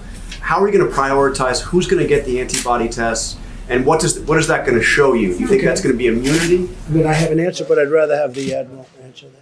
So let me clarify, and I know you probably understand this, is the antibody test does not tell you if you have the active virus in your nose. If you're positive for the antibody, it strongly implies, it means that you have had the virus before. And to the degree that we know of medical knowledge, you will probably, highly probably, be protected against getting the virus again in the future. So I want to make something clear. There's no antibody test approved. Okay, approved is not a word we talk about. There is a test or two that has received emergency use authorization, and many, many, many others out there that have not gone that way yet. And I want to take this opportunity to caution. There is a very consolidated effort between the FDA, CDC, NIH to validate some of the tests that are on the market right now, because it is very important that they actually do what they say they do. And we have reason to believe that not all of them are going to perform well. I don't know the primary source, but the Financial Times just reported that the UK had 17.5 million antibody tests that they bought, and none of them work. So we're not going to get in that situation. We're going to be very careful to make sure that when we tell you you're likely immune from the disease, that test really said that. Now, I will also make a statement, and there's a lot of work on here, and I'm very excited about it. As opposed to the test for a novel virus, the antibody type tests are very sophisticated technology, but they're old technology. This we expect to have many tens of millions of tests the first month that we are really sure that the test makes sense. So this allows for surveillance screening, and Dr. Birx is one of the world experts to understand, is 1%, 5%, 20% of Americans have been infected. But it also allows us to have very widespread tens and tens of millions of people screened with a finger prick on the spot. By when? Just to be by May, you're saying this will happen? Or Science doesn't run on rails, right? So we need to make sure that the FDA, the NIH, which they're actively doing right now, assure that the tests that they're testing really do perform the way they should. And if things work out the way we believe they will, We will have millions on the market by May in a sophisticated way, in a prospective way, that we get the surveillance we need. We can test people to see if they've been exposed, immune, and go back to work. And a combination of that kind of test with the current kind of test we have now is how America opens back up. And how will you prioritize who gets those tests? I mean, tens of million, we're a country of 300 million. How do you determine who you're going to have that test? Well, we are having active discussions under the leadership of Dr. Birx and the task force, but you can imagine how that is, right? But with tens and tens and tens of millions of tests per month that are available, you could really do very widespread testing. But let me just give you an example. Which nobody else can do, by the way. No other country can do. I'll just give you one example. It would be very important to know if the virus is still circulating here, whether, for example, a healthcare worker or a long-term care nursing home worker is immune from the virus and can't carry it.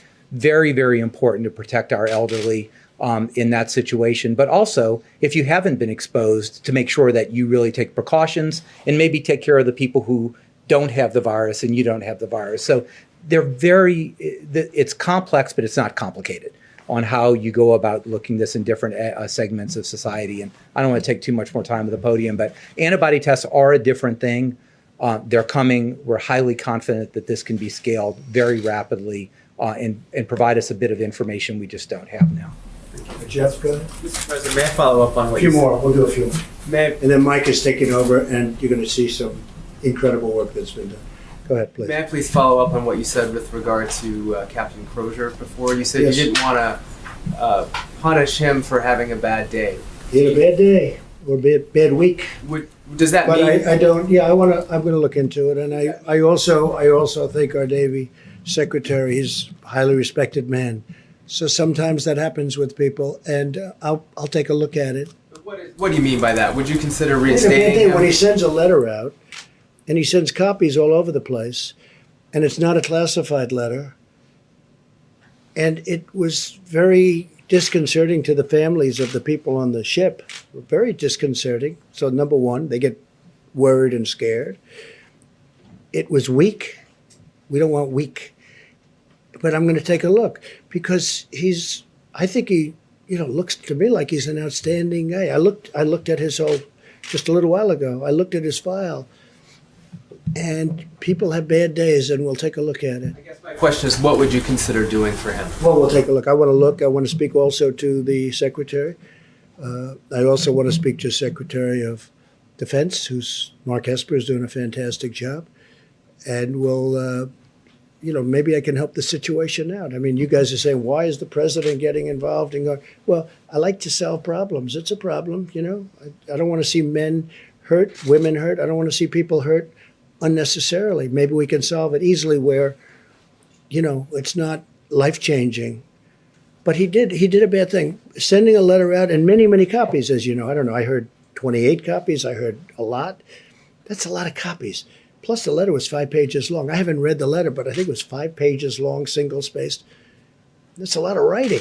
He's the captain of a ship. He's a very important person of a very expensive ship, a nuclear-powered ship. He should be writing letters like that. But it happens. Sometimes I'll write a letter that I say, I wish I didn't send it. Not too often, but it happens. Mr. President. Go ahead. Yeah, go ahead. Quick follow-up on that, because the acting Navy Secretary, and I know you were asked about this, but I just want to try one more time. He did say in remarks to soldiers on the USS Roosevelt that Crozier was, quote, too naive or too stupid to be in command if he didn't think that writing Well, that I letter don't want was to a comment bad- on what he said. I understand. Different language, It's Mr. tough President. language, but I don't want to. Let's not get into that. It's tough language. Now, there are some people that think, oh, wow, he says it like it is. Look, he made a mistake. He should not have sent that letter. Or he should have gone through his chain of command, which is the typical way of doing it. He's in the military. He's a very important person in the military. He knows it better than anybody in this room what he should have done. And I'm sure he feels he made a mistake. But I'm going to look into it, and I'm going to see maybe we can do something, because I'm not looking to destroy a person's life who's had an otherwise stellar career, as I understand it. I looked at his file just now because I've been seeing what's going on. If we can save person's career. I don't mind going after a person if they did something wrong. And, but this was a mistake. He made a mistake. I'm not justifying what he did. He made a mistake. Shouldn't be sending letters. He's the captain. He's a very important person in the military. You don't send letters and then it leaks into a newspaper of all newspapers. That was a beauty, right? So you just don't do that. So it was a mistake. But I may get involved. I'll call Secretary of Defense and find out a little bit about it. And if I can help two good people, I'm going to help them. Sir, on the tone seems to have changed a little bit since Saturday. Your tone seems to have changed a little bit on the captain since Saturday. With the captain? Yeah, No, is it the news look. coverage or did Okay, somebody ready? speak to you on his behalf? I said when you asked me and when the question was asked the last time, I said, shouldn't have sent the letter. I haven't changed. He should not have sent a letter. And it should have, if there's a letter, it should go classified. It should go to his superior. And he shouldn't be jumping over his File, superior. sir. Did So somebody ask it you hasn't to? changed in that regard. The only thing that has played right up here with me is that I looked at his record. And he's been an outstanding person. If he wasn't, I wouldn't even be talking about this. He's been an outstanding person. He's had a very exemplary military career. I mean, he started off as a helicopter pilot. They called him Chopper. His name was Chopper. He was a great helicopter pilot. It's a tremendous skill. I know a lot about helicopters. And then he went to F-16s or F-18s, and he was a tremendous pilot. And then he's very smart. He studied nuclear energy, and he was fantastic. And very few people have the aptitude. They have the mentality to do that. Nuclear energy is very complex. It's very hard. Very few people can do it. And he did it well. And then he became the captain of a nuclear ship, right? He became replacement cost. If you look at replacement cost, $18 billion a replacement cost, right? So he's got, on a replacement cost basis, an $18 billion ship. The President Gerald Ford, very expensive. That's, the nearest thing I can think of, but they're spending money on that one like nobody's ever seen. So he made a mistake. And maybe we're going to make that mistake, not destroy his life.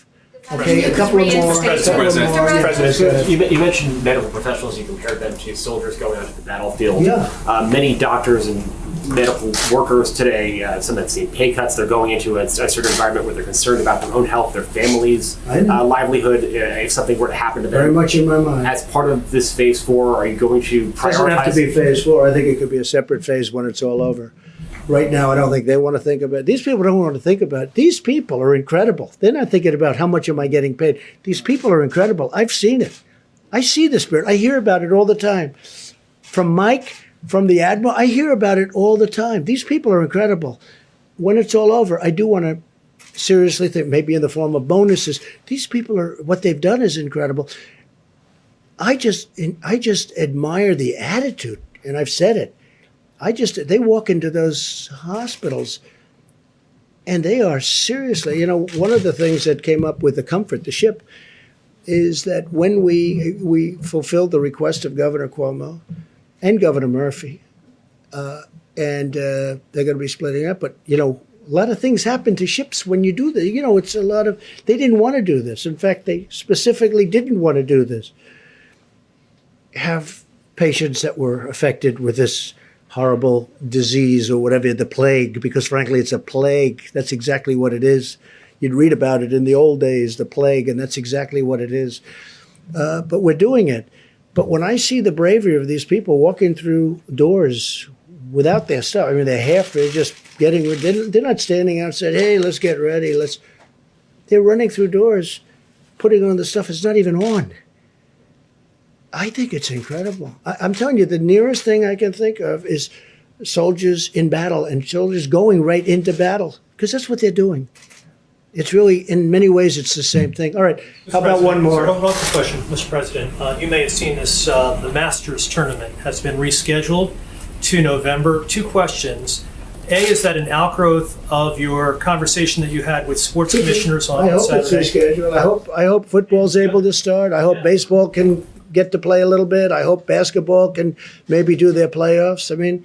Hey, I have no interests or anything other than I want what's good for the country. What about the U.S. A lot of Open, which people you've are attended tired. many times? Yeah, a lot of people are tired of looking at games that are 5 years old. I looked the other day, I saw somebody, I said, wow, he looks great. I forgot. I said, oh, that was 9 years ago. I said, he's really in great shape. Well, not in great shape now, but he was in great shape then. It was 9 years ago. You get tired of looking at 9-year-old baseball games and playoff games that took place 12 years ago. I don't have much time to do that, frankly, but that's what people are doing. And they want to see sports. Sports are a great thing for this country. And I hope football can start. And I told them, I think you might be able to. They may very well be able to. I hope they can start. And I hope they can start with people in the stands. We're not going to be separated. You have seats. Those seats are meant for people to sit next to each other. And when this virus is gone, people are going to be sitting next to each other. And just for the restaurant industry, so they understand, when the virus is gone, people are going to be sitting next to each other. One man said, I have a 200-seat restaurant. It's been great. But if I go by these rules, this 200 seats goes down to 60. I said, no. You have a 200-seat restaurant. That's what you have. But we have to wait till the virus goes away. It wouldn't even do well at 60. Frankly, there's a warmth to it also. There's a warmth, but not when we have the virus in the air. Well, ladies and gentlemen, thank you very much. So I'm going to let our vice president take over. He's got some really interesting numbers, statistics. And I want to thank the Admiral. I want to thank Tony and Deborah and everybody else. I want to thank everybody that's working. And I really do. I see a lot of tremendous things happen. The therapeutics, the call I had today was one of the most exciting calls I've had in a long time. And again, I want to wish my best to the UK and the family of Boris Johnson. And we just hope he's going to be okay because he's a fine guy. Thank you very much, everybody. Thank you. Thank you. Thank you, Mr. President. A few updates on the activity of the White House Coronavirus Task Force. Then I'm going to ask Dr. Birx to speak about what we're seeing in the numbers. We know we are at the beginning of what's going to be a very tough week in America. But as Dr. Birx will reflect, because the American people have been embracing social distancing, putting into practice the advice of state and local leaders and the president's coronavirus guidelines for our country, as Dr. Birx will describe, we are not only seeing remarkable progress in Washington State and in California, where the numbers remain low and steady. That's a great tribute to the people of both of those states and to all of their dedicated healthcare workers. But we're also beginning to see a leveling just at the very beginning. And she'll reflect on those in just a few moments. A couple of quick updates. At the present moment, the president has approved 50 major disaster declarations, and we'll likely be issuing a disaster declaration for the state of Minnesota before the end of the day. We've distributed more than $4.1 billion to states. And right after our incredible healthcare workers, we couldn't be more proud of more than 21,000 National Guard that have been activated and are working in states all across the country. During my conference call today, I learned that Governor Brian Kemp is actually using the Georgia National Guard to sanitize and clean up nursing homes. But National Guard are being deployed in a variety of ways all across the country, and to them and to the families of all these citizen soldiers, you have our admiration and our respect.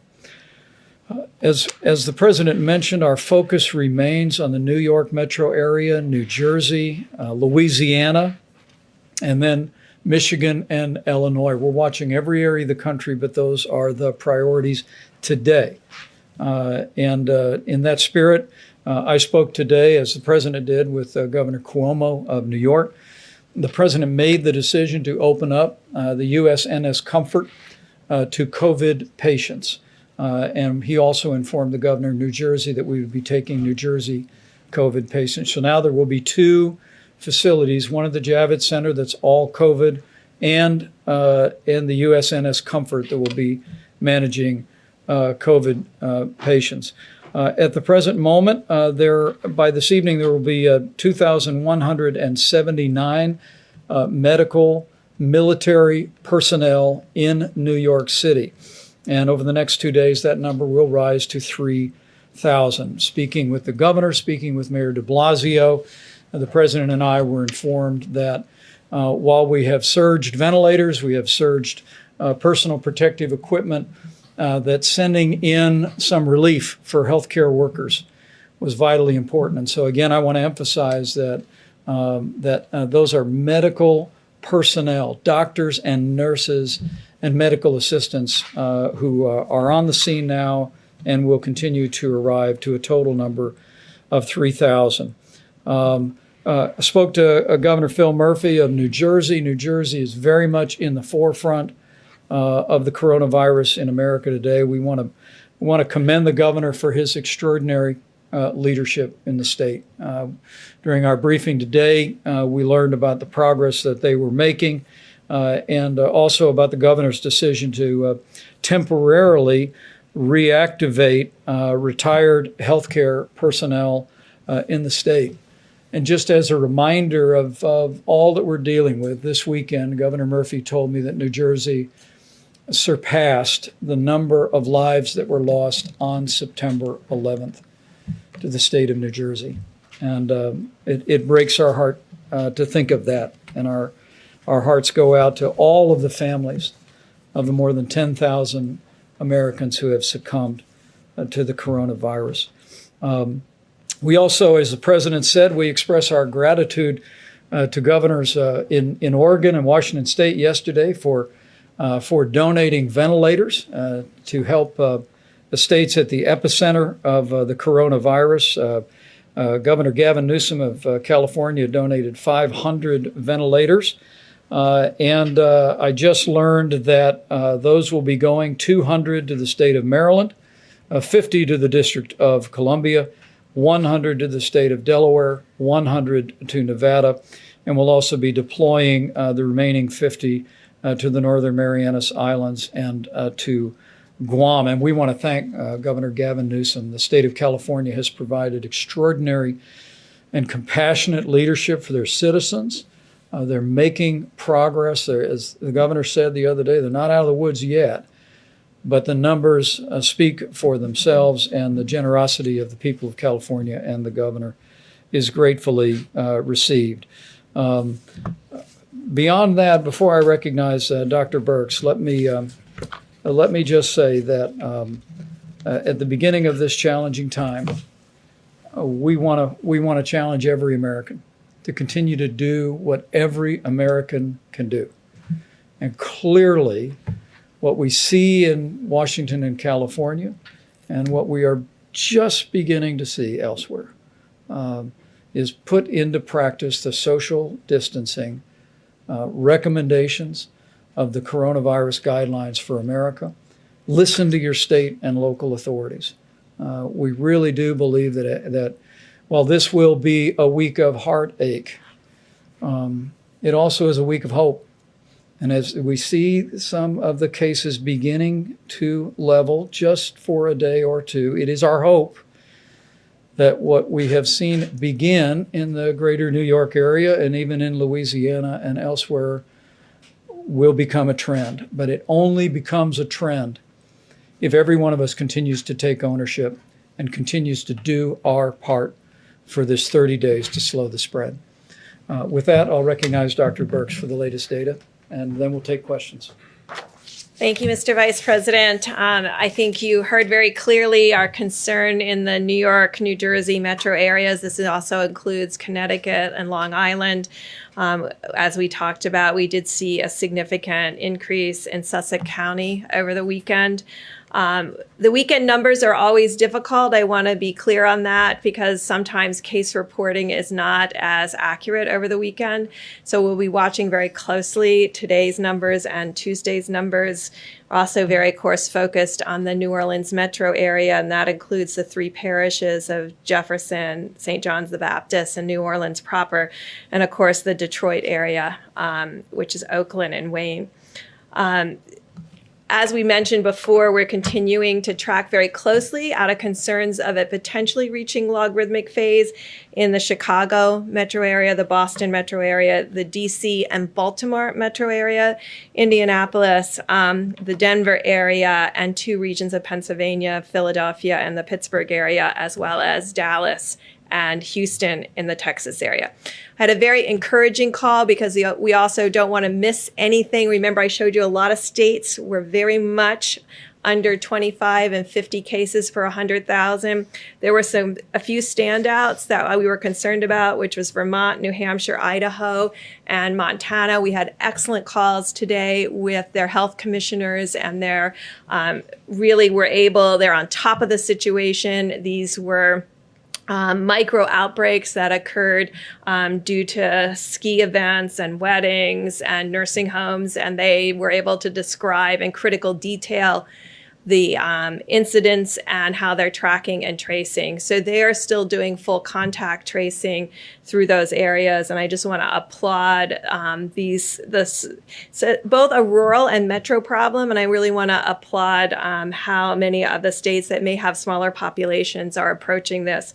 That gives us encouragement of how we can talk about beginning surveillance activities at the same time we're following these very clear outbreaks and ensuring that there's full supplies based on the very granular data that we're utilizing. And I just want to thank the mayors and governors who get us that granular data and allows us to make these deep interpretations across all of the United States. We know each governor is concerned about their areas, but these metro areas cover different areas. So the Philadelphia area also includes southern New Jersey and Delaware. And so we have to really look at things very much as both the metro and the communities that surround those metros. And so all of those people, we ask you again throughout the United States to follow these very clear guidance. I want to just recognize both HHS, and you heard about the work that Admiral Giroir is doing, the work that Dr. Hahn and Administrator Seema Verma are doing, and also Administrator Engels in the work of HRSA to really ensure that our federally funded clinics are actively engaged in all of these aspects. But I also want to recognize the military, the medical corps, the nursing corps, and the medical subspecialty corps. These were my brothers and sisters for 29 years. It is highly unusual for the active force to be called into a domestic situation. I think that shows you how seriously we're taking this at the federal government level. In my 29 years in the military, I was never deployed domestically. So this is showing you how serious of an event we take this. If the military is deploying domestically, it is another reason for every American to be following these guidelines. Finally, CDC quietly launched a new website. It's you go to cdc.gov and you go to COVID-19, you can find their surveillance data. This surveillance data is bringing together our influenza-like illnesses with their syndromic management databases so that you can track the respiratory disease across the United States. The states are used to using this system. It's in emergency rooms, it's in hospitals, it's in doctors' offices, and it gives you insight, and you can see very clearly influenza A peak. You can see the influenza B peak, and now you can start to see the respiratory disease from this current outbreak. These are the systems that exist within the United States that will be strengthened in order for us to do comprehensive surveillance. So I just want to assure the American people, while we're working on these outbreaks, we're also working on bringing new systems together that have a comprehensive look across the country, building on the strong work of CDC as a public health institution so that we can work county by county, community by community, state by state to really understand where this virus is and where it will be, but also as an early alert for us in the future. So I just want to assure the American people that as we're working on the crisis of today, we're looking to the future to ensure we have the systems in place to bring those early alert systems together while we work on the antibody testing and while we work on continuing spreading and increasing the diagnostic capabilities that you see presented here. Thank you. Thank you, Deb. And Admiral Giroir spoke several times when the president was with us, so he'll be here for questions, as Deborah Birx will. But Dr. Fauci, your thoughts, and then we'll take some questions. No, actually. Okay, I just wanted to, okay, I will. It related to something I said yesterday about that somewhat paradox of everything going up at the same time that the feeding into this engine of this virus is starting to show some signs. So Governor Cuomo today reported an interesting data from New York, namely that the number of hospitalizations, the number of admissions to intensive care, and the number of requirements for intubations over the last 3 days have actually started to level off.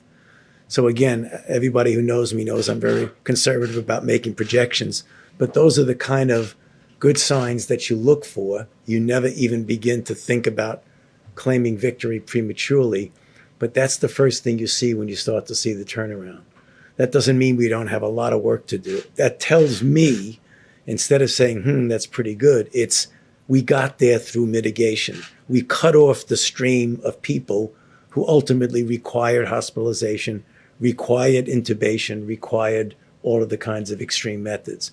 So we just got to realize that this is an indication, despite all the suffering and the death that has occurred, that what we have been doing has been working. So the call that I say every time I get to this podium is just keep it up, because this is going to get us out of it. This is our best and only great public health tool. Are we starting to see that across many states? We're seeing the level of hospitalizations and deaths is lower than what we anticipated. Well, you're going to see it most dramatically, John, in a place like New York, where you see it goes up and peak, and then it will hopefully, and I think it will, come down.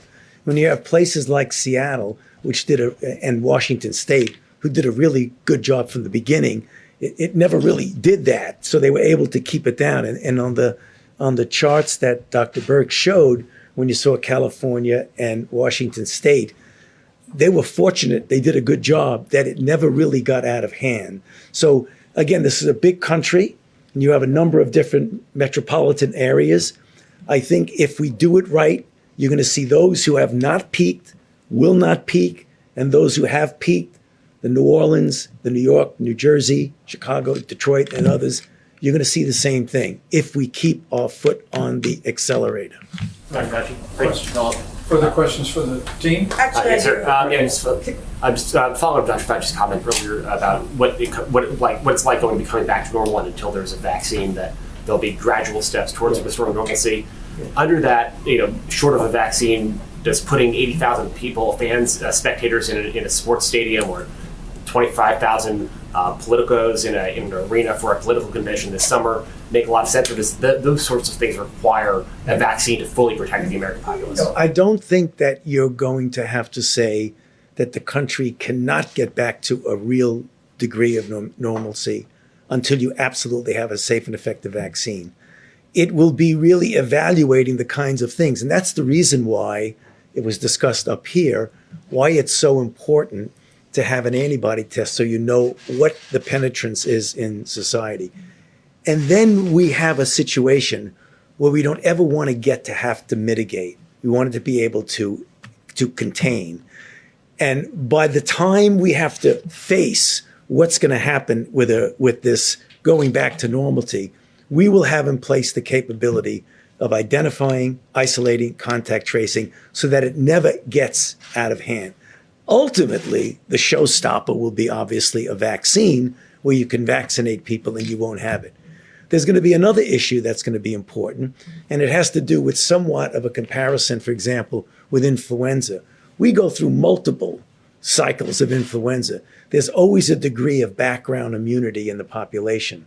I mean, that will ultimately happen if we get a situation where we get back to normal. Now, I hope we don't have so many people infected that we actually have that herd immunity, but I think it would have to be different than it is right now. So again, remember when you say normalcy, I mean, we could get back normally, economically and otherwise, without necessarily saying we're going to forget about the virus. We have to pay attention to this because we've had a very bad experience with this virus. Follow up on that, please.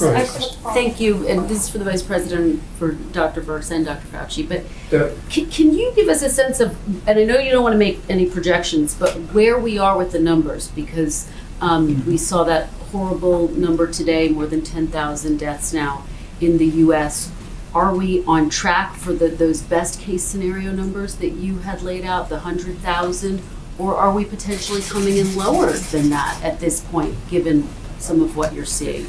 You know, it just gives me an opportunity to thank and respect the modelers who have really worked on this, because there's a large number of them have worked very hard and done a lot of predictions. And what we did is we did predictions of predictions. We like to integrate data, and so that's where you come up with these numbers. I think Dr. Fauci and I both strongly believe that if we work as hard as we can over the next several weeks, that we will see potential to go under the numbers that were predicted by the models. And I think that is really two things. It is the extraordinary compliance of the American people and the diligence that they have mitigated with. Because remember, we are doing this strictly by behavior change. It's very hard to change trajectory of viruses on just behavior change. We have had difficulty in our past doing that. So that's what we're doing, and that's what the American people are doing. But the other side of that is the incredible insights that Washington State and others are providing on how to better care for the patients in the hospital. And so those two pieces are coming together that could have a dramatic impact on the predictions of the mortality from this disease. So I'm glad you asked that question, because I've said it a couple of times here. I want to say it again. Repetition is good. Is that models are good. They help us to make projections. But as you get data in, you modify your model. And I've always said, data always trumps models, always. So what I feel, and I believe that Dr. Birx also feels, that I don't think anyone has ever mitigated the way I'm seeing people mitigate right now. This has never happened in this country before. So I am optimistic, always cautiously optimistic, that if we do what I've been talking about over the past few minutes, we can make that number go down. I don't accept every day that we're going to have 100 to 200,000 deaths. I think we can really bring that down, no matter what a model says, because when the data comes in, they'll start to say, you know, maybe you are essentially overshooting the model. And I think that's where we can go. That's the reason why I like to always get up and tell the American people, it's the virus doing what the virus wants to do, and it's we as a society doing what we can do.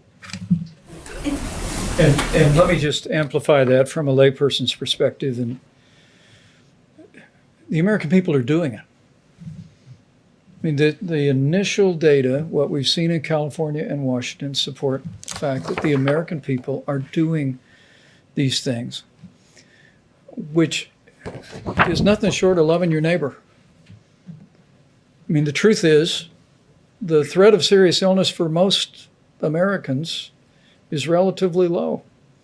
But the threat of serious illness for seniors with underlying health conditions or anyone with an immunodeficiency is very high.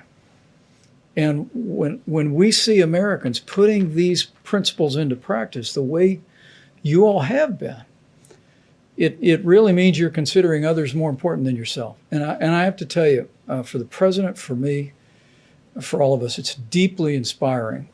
We just need to continue to do it for all of these 30 days, and we'll bring that number down. How about a couple more, please? So, Mr. Vice President, when do you think that you will know whether or not you will have to extend those 30-day guidelines, or if 30 days will be enough? Well, the experts told us that somewhere around the middle of this month would be the peak. And as we begin to see a couple of days that might be the beginning of leveling, we're gonna watch that carefully, and we're gonna bring that information to the president. But for now, the decision is, and the request of every American is to continue to put into practice all of the president's coronavirus guidelines, 30 days to slow the spread. And for all of you in areas that have been impacted broadly by the coronavirus, listen to what your state and local authorities are asking you to do. It will protect your health, your family's health, and it will save lives. Let's do a couple more, and for our panel, if you'd like. Jeff. This is more of a personal question, but Dr. Burks, can you tell us if your granddaughter's okay? I'd like to know too. Well, thank you. Due to the great care of my 91-year-old nurse mother and my daughter, she's down to like 100 to 99 now, but it was 3 days of 104 and 105, which is, babies can do that, but it's very scary, especially when I couldn't assure myself that she was fine. So it was just some sleepless nights for me and them as they kept our fever down. So thank you for asking. Do you have the virus? Oh, no, I'm sure it's roseola or something. They have not been out of the house. They're not allowed out of the house.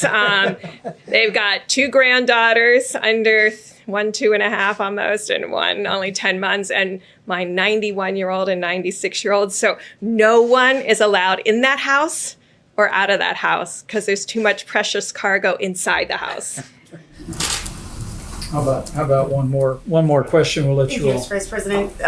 For whoever wants to answer this, it's a technical question. So FEMA says that it is in the process of distributing 90% of each state's allocated supplies for the National Strategic Stockpile. And that allocation is determined based on population by the last census in each state. And the other 10%, it says, is going to frontline healthcare workers serving in the federal response efforts. So where are those healthcare workers in the federal response?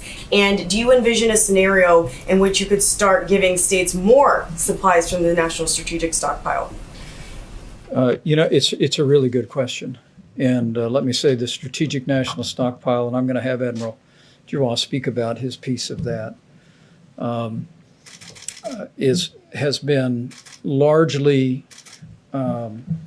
deployed. We are continuing to replenish it in part with a small portion of what's coming in from around the world. You've heard about our air bridge, now more than 50 flights that have been scheduled that are bringing millions of supplies into the United States.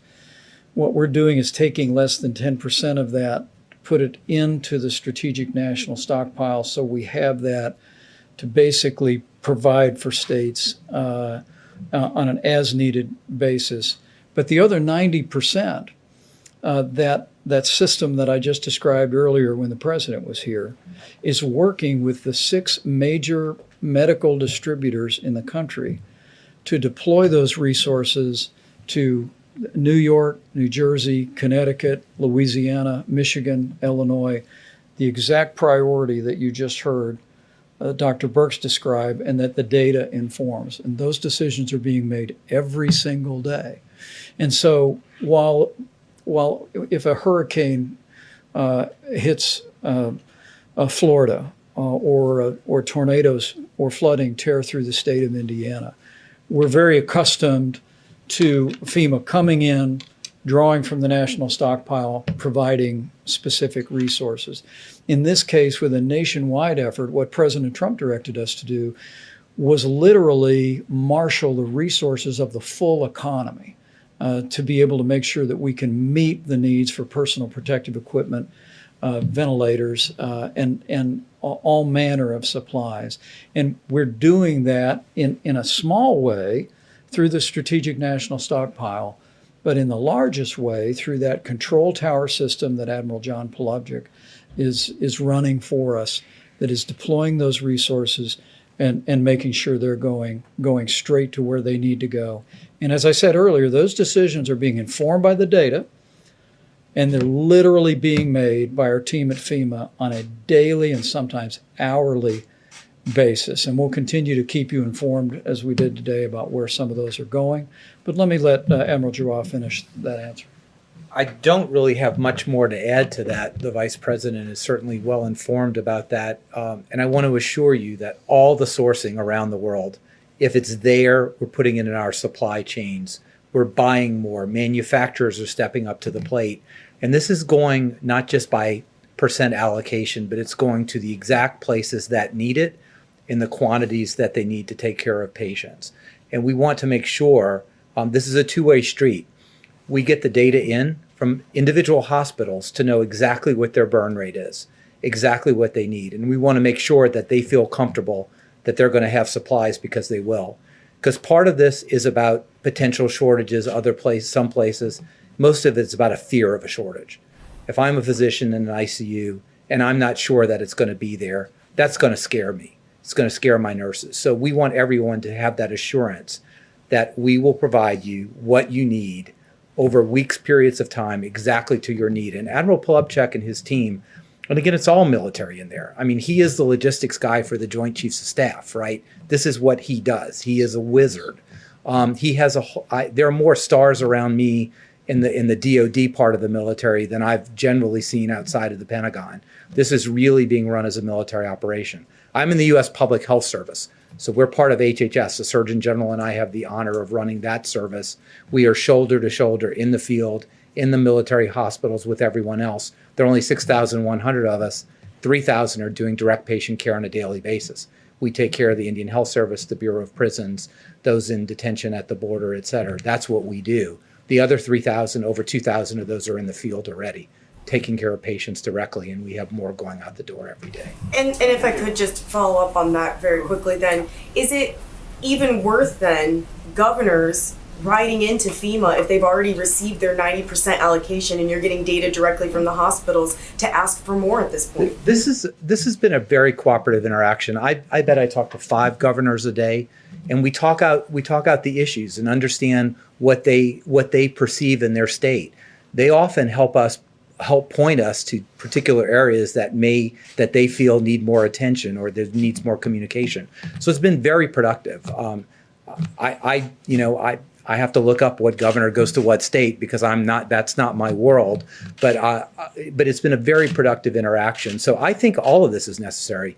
I'm on almost every governor's call with the vice president. They're very meaningful, they're impactful, they're informative, they're communicative.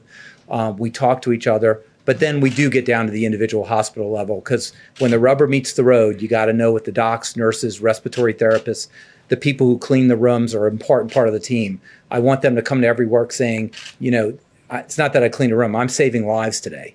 And they are saving lives by keeping the viruses off the surfaces and reducing transmission. So you've really got to get that granular, and we're to a point with Admiral P's.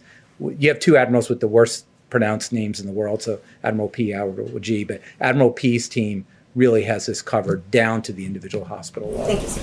Let me say, just by way of closing, because I thought that last question was helpful. We're interacting with governors every day, 7 days a week, and we welcome that. And while there are some resources in the Strategic National Reserve, we spoke about ventilators. We have some 9,000 ventilators on standby. We also have this vast array through the commercial system that when we hear from governors, we're identifying the needs. They're working every day to identify their hospital capacity. We went over governors today saying we need to know what your capacity is, what your normal capacity is, what your surge capacity is. We need to understand what your equipment complement is across the state. And governors have been doing this. They've been assembling that information. But I want to tell you, the governors across this country in both political parties have been doing a remarkable job. And the president's grateful, and I'm grateful. And I just want to know that those healthcare workers that they're serving and the families that those healthcare workers are serving can be confident that we are going to do whatever it takes to get them what they need when they need it. And every governor is working in that regard. Every hospital administrator is working in that regard. And the opportunity that we have, because the American people are stepping up so strongly and putting others ahead of themselves. In most cases, they're acting in a way that puts the health of others first. We're more confident today than ever before that we're going to be able to provide our healthcare providers and the states that are impacted with the coronavirus with the resources and the support they need. to meet this moment, and we're just going to continue to work our hearts out and make that a reality. But I have to end with just a reference to the healthcare workers. You've heard these doctors talk about them. They're all healthcare people. You've heard the president talk about them. You all have seen them. And to think what these healthcare workers, doctors and nurses and medical assistants are doing every day, it inspires us to get up early, to stay up late, to keep working, to make sure they have what they need to be able to continue to do their job courageously. And I know I speak on behalf of every American when I say how grateful we are for each and every one of you. And in this very special Holy Week, I know millions of Americans are praying for our healthcare workers. I saw a picture that I sent out last night on Twitter. It was an article about a series of cities where doctors and nurses had paused to pray for the patients and the families that they were ministering to. And I just want to say to all those healthcare workers, I know there is a chorus of prayer going up every day for all of you. And with your continued courageous service and with God's help, we'll get through this. And we'll get through it together. Thank you all.